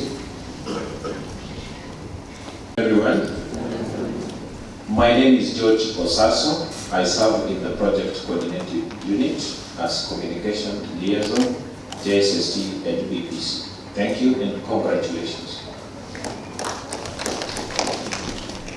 Good afternoon. My name is Naomi Onyango. I serve in the PCU in charge of competition that was dubbed Future Bora, and also a member of the payment working group. Thank you. The chief guest, my colleague director, the PCU team, the partners, the graduates and the parents, good afternoon. Before I make my remarks, I also did not come alone. I want to invite my colleague here to greet you. Jared, please. Jared. Good afternoon. My name is Jared Kiwaina, working in the PS's office and also in a division with my director here. Let me also congratulate you for the effort you made. Thank you. Asante Jared, Bwana PS. May I start by saying I'm very glad to be here. My name is Emily Maina. I am the Director Youth Social Development. And I also bring greetings from my colleague director, Madam Josephine Eteni. She's in charge of policy research and mainstreaming. She is in Naivasha, where she's representing the PS in one of the workshops, but she sent her greetings. Do you receive the greetings? Allow me to proceed. The directorates that I head deals with the soft center of the young people. Because even as you receive the skills that we have talked about, even as you receive the jobs that are there for you, if you do not have the right character, you shall not go anywhere. So in my directorate, we have leadership and mentorship as well as community development. And right from the time we were here, we were able to identify the leaders. Once different groups of people have been asked to stand up, and one of you to come and say something, you would see those who quickly come and say a word. That is leadership. The issue of mentorship is where that person who is excelling in a certain area is able to bring out that other young person to be as good as that particular person. And I want to thank Madam Jackie for the work you have done. Most of these people have borne testimony of what you are doing. We have seen very many people in leadership who do not take course. You keep on calling them, they don't take course. They do not, even respond much later. But the young people have said clearly that you take their course, you answer them, and this is the way you go. So let us learn from these people. On the issue of community service, we want you as young people to be stewards in the communities that you come from. There is that project called Kazi Mtaani. We saw how the communities became much better. I believe it is coming very soon, and we will be able to tell you when it is coming. But let our communities be made better by you as stewards. And just like one person said that you should go to church and say thank you, I want to request all of you, go and plant 2 trees.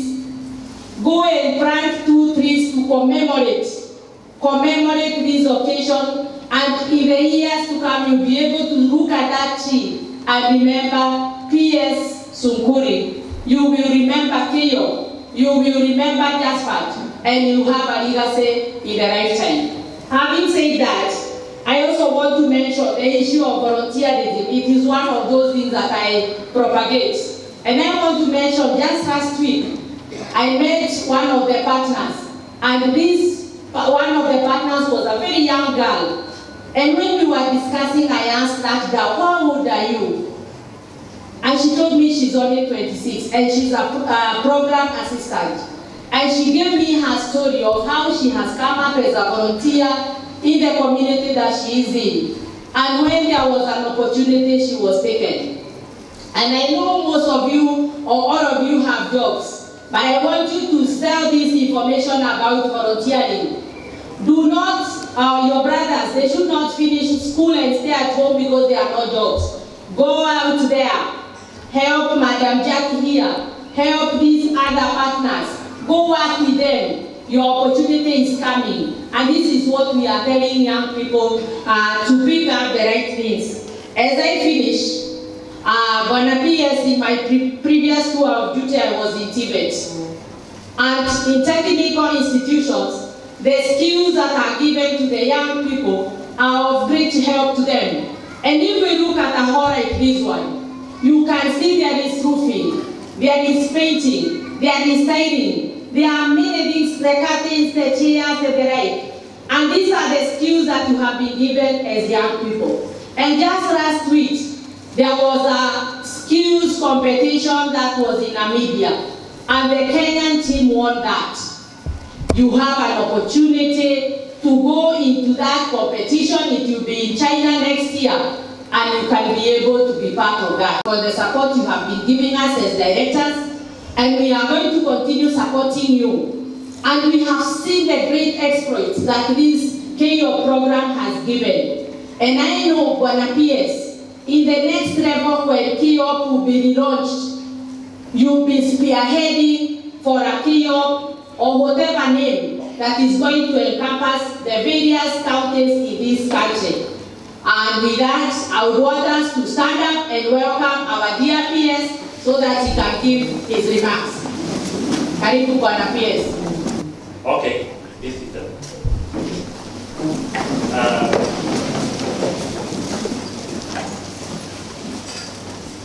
the colleagues from the Directorate,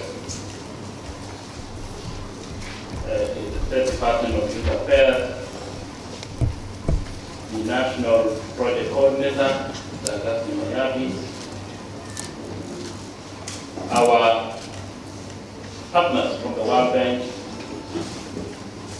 who are following this in absentia, the Managing Director, JETFAD, Madam Jackie Airo, senior officials from NICA and other partners who are here, the project coordinators in this exercise, the graduates and parents. Good afternoon. Good afternoon again. Sometimes in 1996, I did attend my graduation at the 12th congregation of Holy Heart. And that was a very exciting moment. But I want to tell you, since that time, I have never witnessed an exciting graduation like this one.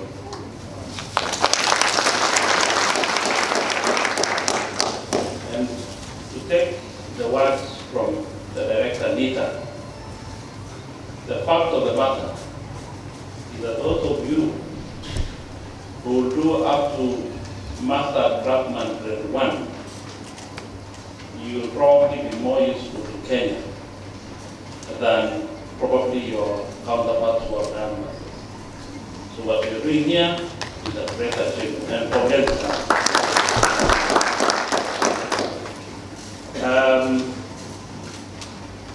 So therefore, I want to take this opportunity because I'm greatly honored to officiate today today's day of graduation ceremony here in KISUMU. This ceremony brings together KYEOP beneficiaries trained by JAPA consultants, one of the former training providers contracted by the project in our military to offer job-specific skills training towards our youth. First and foremost, I want to thank JAPA consultants for going an extra mile to organize and facilitate this graduation ceremony in KISUMU and those we witnessed in Nairobi and the coastal region. The graduates we are celebrating here today have successfully undergone a rigorous AST training. They have been tested and certified by Nicktom. This is not a mean achievement. And a round of applause again for all of you. And I want to thank them for their hard work, patience, and resilience. The 230 graduates gathered here are part of a group of 51,000 trainees who have so far trained and completed similar training offered in various places across the 17 implementing counties in Kenya. The group forms a critical component of the labor force required to accelerate the achievement of Vision 2030 and the Sustainable Development Goals. I believe the skills you have gained during your training will offer an enhanced employment opportunities in the world of work to enable you and sustainable livelihoods. I am aware several of you have already secured employment and have a potential to employ your fellow youth. Don't hesitate to do so whenever such an opportunity knocks. More importantly, I urge you to put the skills you have acquired during your training into practice, sharpen your skills through achievement of the trainings in your respective trade areas. Ladies and gentlemen, in an effort to increase employment and earning opportunity for our youth, the government through the Kenya Youth Employment and Opportunities Project, KYEOP, over the years have implemented various initiatives to achieve this. These initiatives include: 1, training and internship. We provide short courses, training to the youth as well as job experience. 2nd, business support where selected youth benefit from small grants. 3rd, business plan competition where large grants were awarded to selected youth-led organizations with the capacity to provide employment to many other young people. 4th is the Future Bora initiative, which reach the vulnerable and marginalized youth through organizations that support these special youth categories. Ladies and gentlemen, despite all these efforts, we have faced some challenges, such as delayed in payment of stipends to trainees and trainers. This has been brought about by several factors, which are systemic issues such as activation of youth and attendance rostering. I want to assure you of our commitment to address these challenges and to increase the program outcome. In line with this, ladies and gentlemen, all trainees who achieve the attendance threshold of 80% will receive their payment in the next 2 months.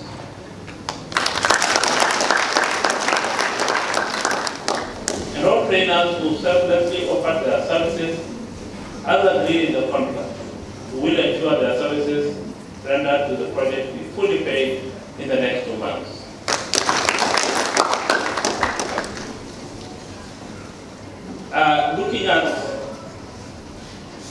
Looking at some of these areas, ladies and gentlemen, allow me to mention that the State Department for Youth Affairs has initiated several other programs to address the needs and challenges of the youth.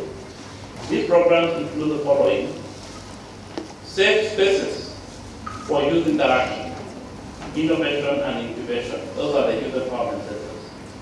Second, platform to offer digital training and citizenry dialogues, CAOs. Third, innovation, talent, exploitation for economic gains.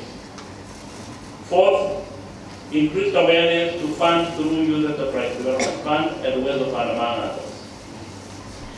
Last is the Buka Vijana na Afya that aims at enhancing the uptake of reproductive health services amongst our youth.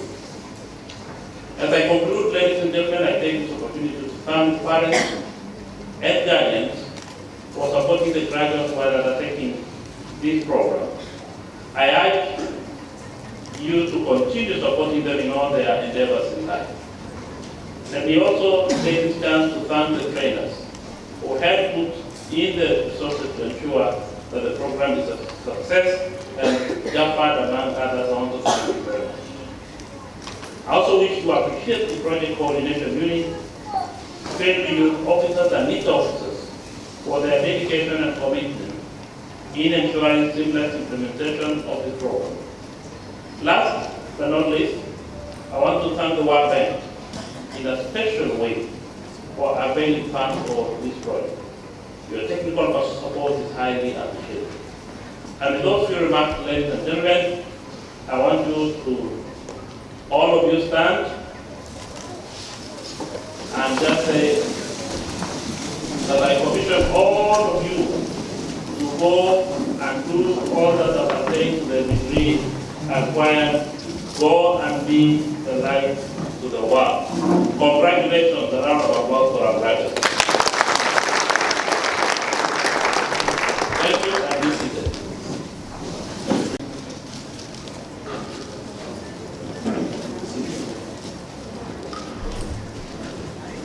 So the cameraman to the other side. DJ, can you give us a background? DJ. Asante sana. Asante sana.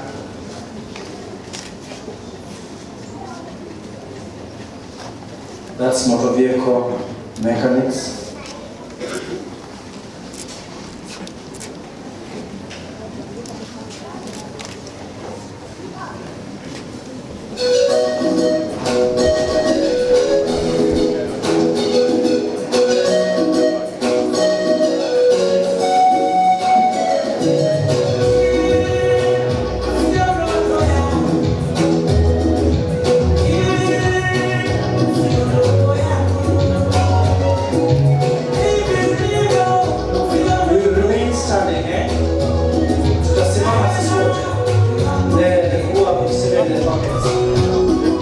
I hereby certify you as a motor vehicle mechanic. Go and transform the world. Congratulations. We can take our seats. Asante sana. Next is the plumbing. Like the director. Yeah, plumbing. Yes, please come and award the plumbers. Plumbers.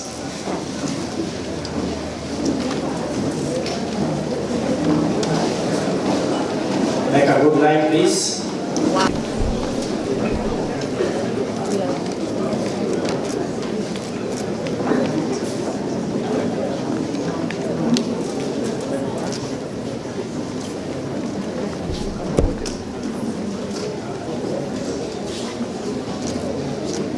DJ.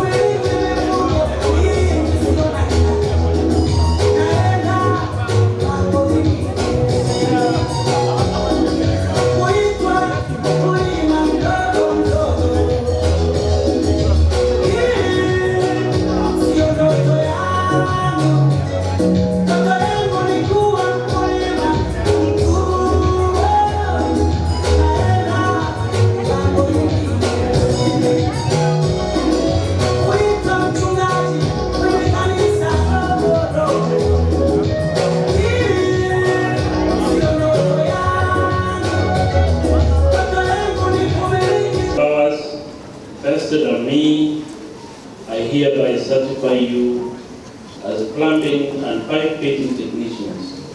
Go and transform the world. Congratulations.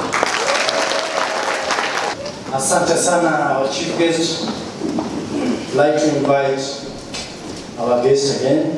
Thank you very much. All electrical wiremen and installation, electricians, here, start from here. DJ.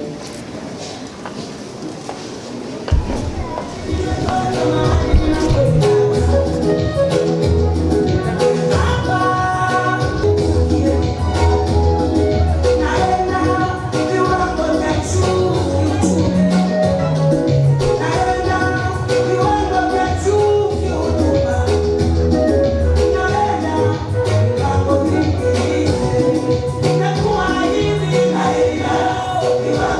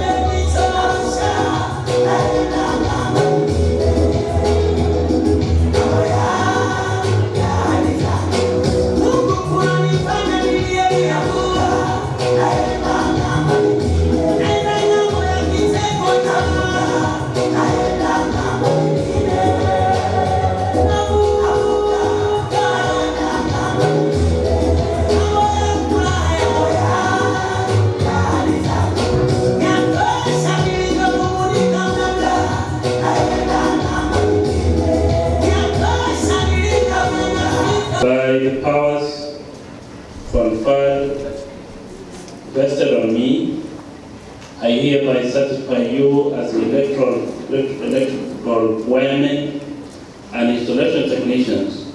Go and transform the world. Congratulations. Thank you very much. I'd like to invite Madam. Yeah, thank you very much. Come and award this team. It is just by coincidence ya kwamba Madam ako hapa, and most of these departments are ladies. Hospitality and catering. Tuwapigie makofi. Yeah. Hospitality and catering, where are the team? Thank you.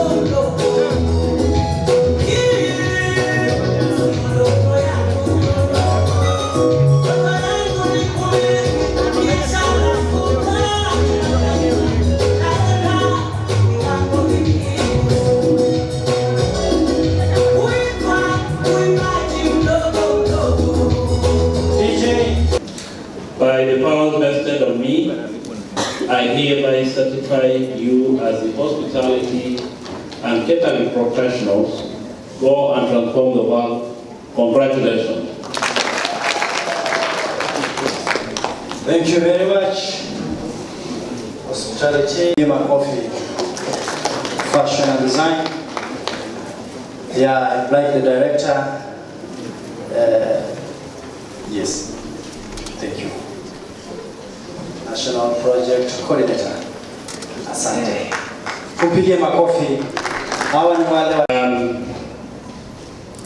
by the power vested on me, I hereby certify you as a fashion and designers. Go and transform the world, and congratulations.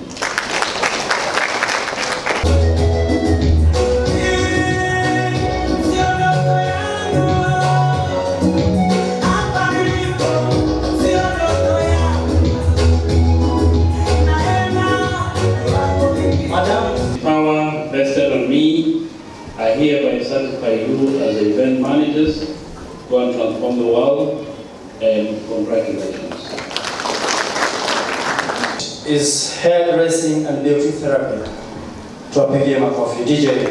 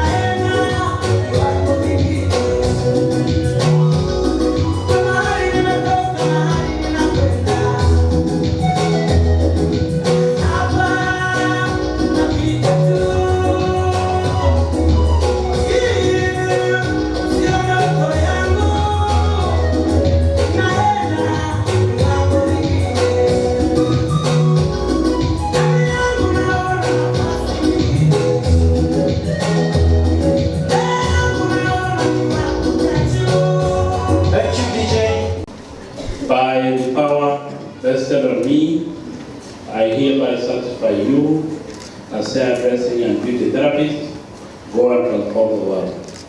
Congratulations. Tanita, tumembariki, asante sana. Hawa jamani wa mawe.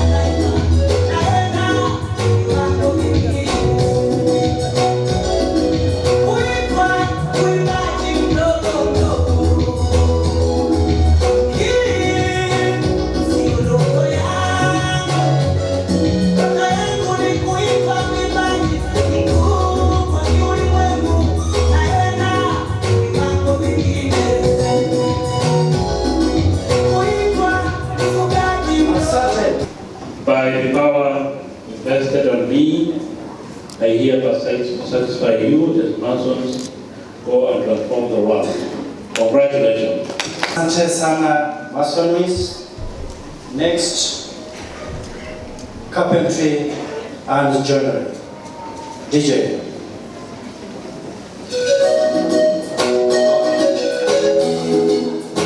By the power invested on me, I hereby satisfy you as welding and fabricators who will transform the world. Congratulations. Asante sana. Next, the NPC, please. I'll request you once more, the last bit. Web design, agribusiness, and ICT.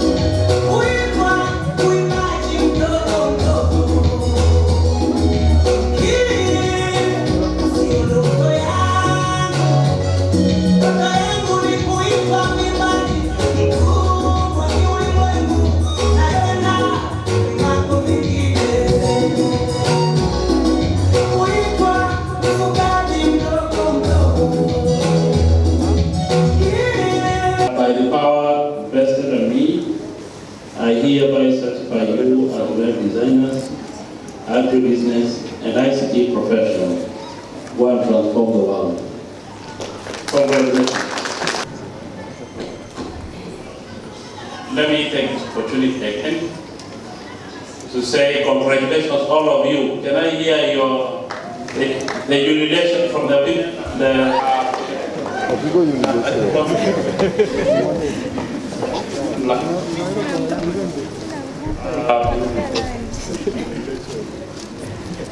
This is a very large number of graduates. And these are the graduates who are going to bring real work. I wanted to say a few things for reference. One of the biggest problems we have today, many of you will take the certificate and start moving around looking for other jobs other than the ones you're training. Most of you would want to see the by other agencies so that you abandon what you're doing and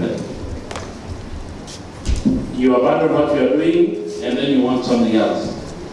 I want to challenge you that you can celebrate for the next 2 days. But every morning you wake up, those of you who are employed in a salon, in a bakery, in a garage, in a publication center, in a computer facility, in a clothing facility. To go there, even if you don't start earning the money, go and build that business. Go and work. Value your work.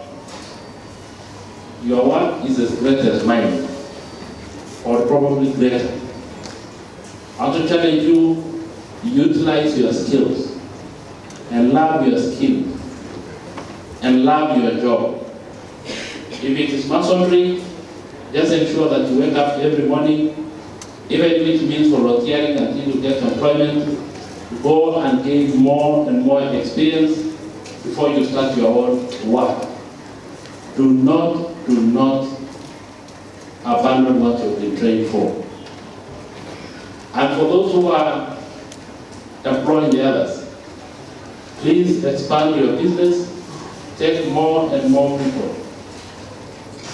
And to Nita and our ministry, it will be very good if we take the details and the data of all the people we are trained for tracking on how they are faring on.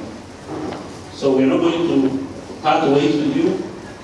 We still want you to be the best examples to others in the rest of the country. So we would like to see a database of these people. I mean, we must have a database and probably a networking mechanism where they can exchange what they are already doing from it, the challenges they can go through, the success stories, and how they can help one another. So I would like to say that on behalf of the ministry, follow up how you are performing in your individual role and how we can support this effort in terms of job creation for the youth of this country. I want to thank you and congratulations. They have been really supportive to us. We have to recognize their effort. Asante sana. Tuwapigie makofi jamani. Every time you need them, every time you are making calls, nawaambia nisaidieni hii. Tumeona mkono wake Bwana.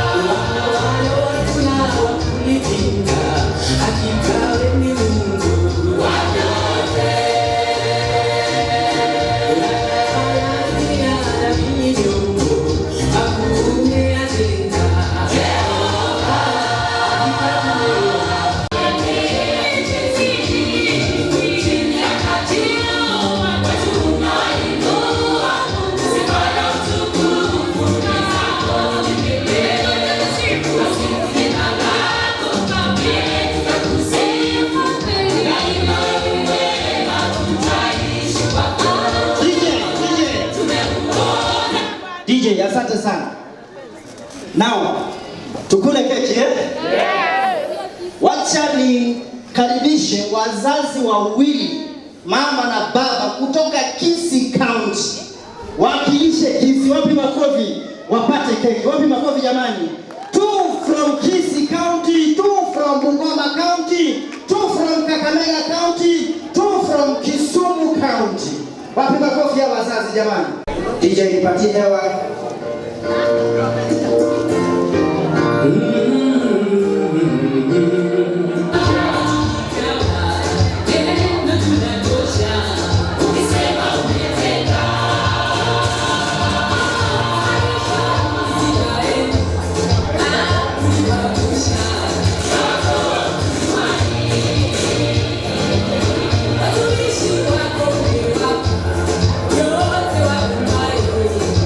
Wow.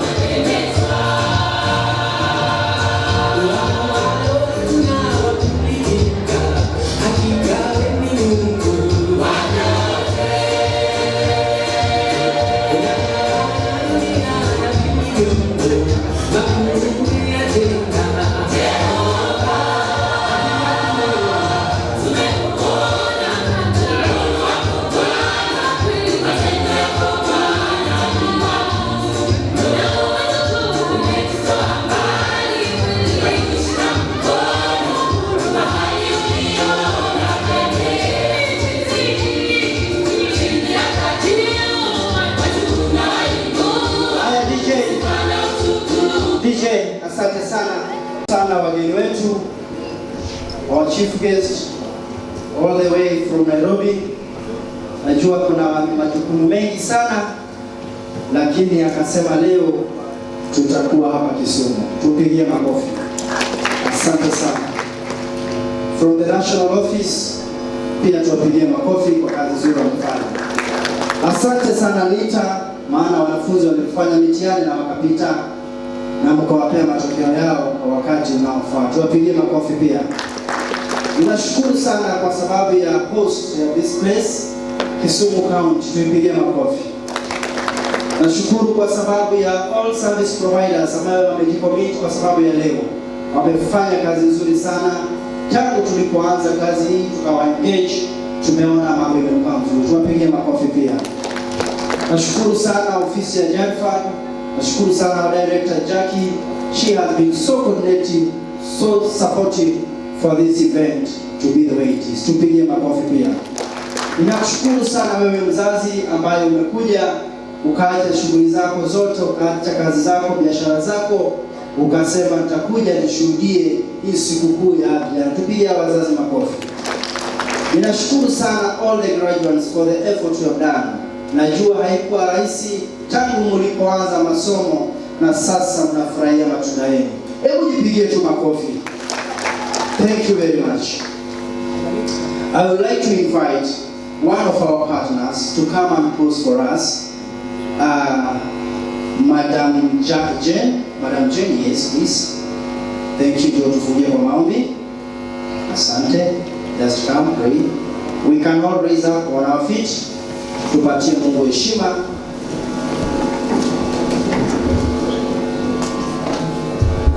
Let us all believe and pray that God, every youth in this country may have a chance and may have, Lord Father, something to put on their table and be, Lord Father, accepted in their employability, and that they are going to become youth that are going to be productive in our country. Lord, I pray that, Father, behold, this is an electioneering time. How I pray that, Father, may you protect our youth, that they are not going to engage in politics, in things that are going to be destructive to their lives. Let them not, Father, have wisdom, that they shall not be used. Now that they have skills, may those skills be beneficial to them, that they shall not be fall, oh my Father, for handouts for politicians, so that they destroy their lives. I pray, King of Glory, that you are going to guide us, and even our country, Kenya. We pray for peace, we pray for prosperity, and we pray, Lord Father, that you are going to be our guide and our light. Thank you, King of Glory, for I pray this in the mighty name of Jesus Christ. Amen. Data Consultants Limited, I hereby dismiss the congregation. Please applaud for yourselves. As we wind up, we'd like to invite our chief guest and all our guests here. We have a banquet set up for you upstairs in Hall 3. Please join us for lunch as we have a procession to go there. And for our graduates, we also have lunch for you. Thank you. Thank you very much, our chief guest. With the respect we can. DJ.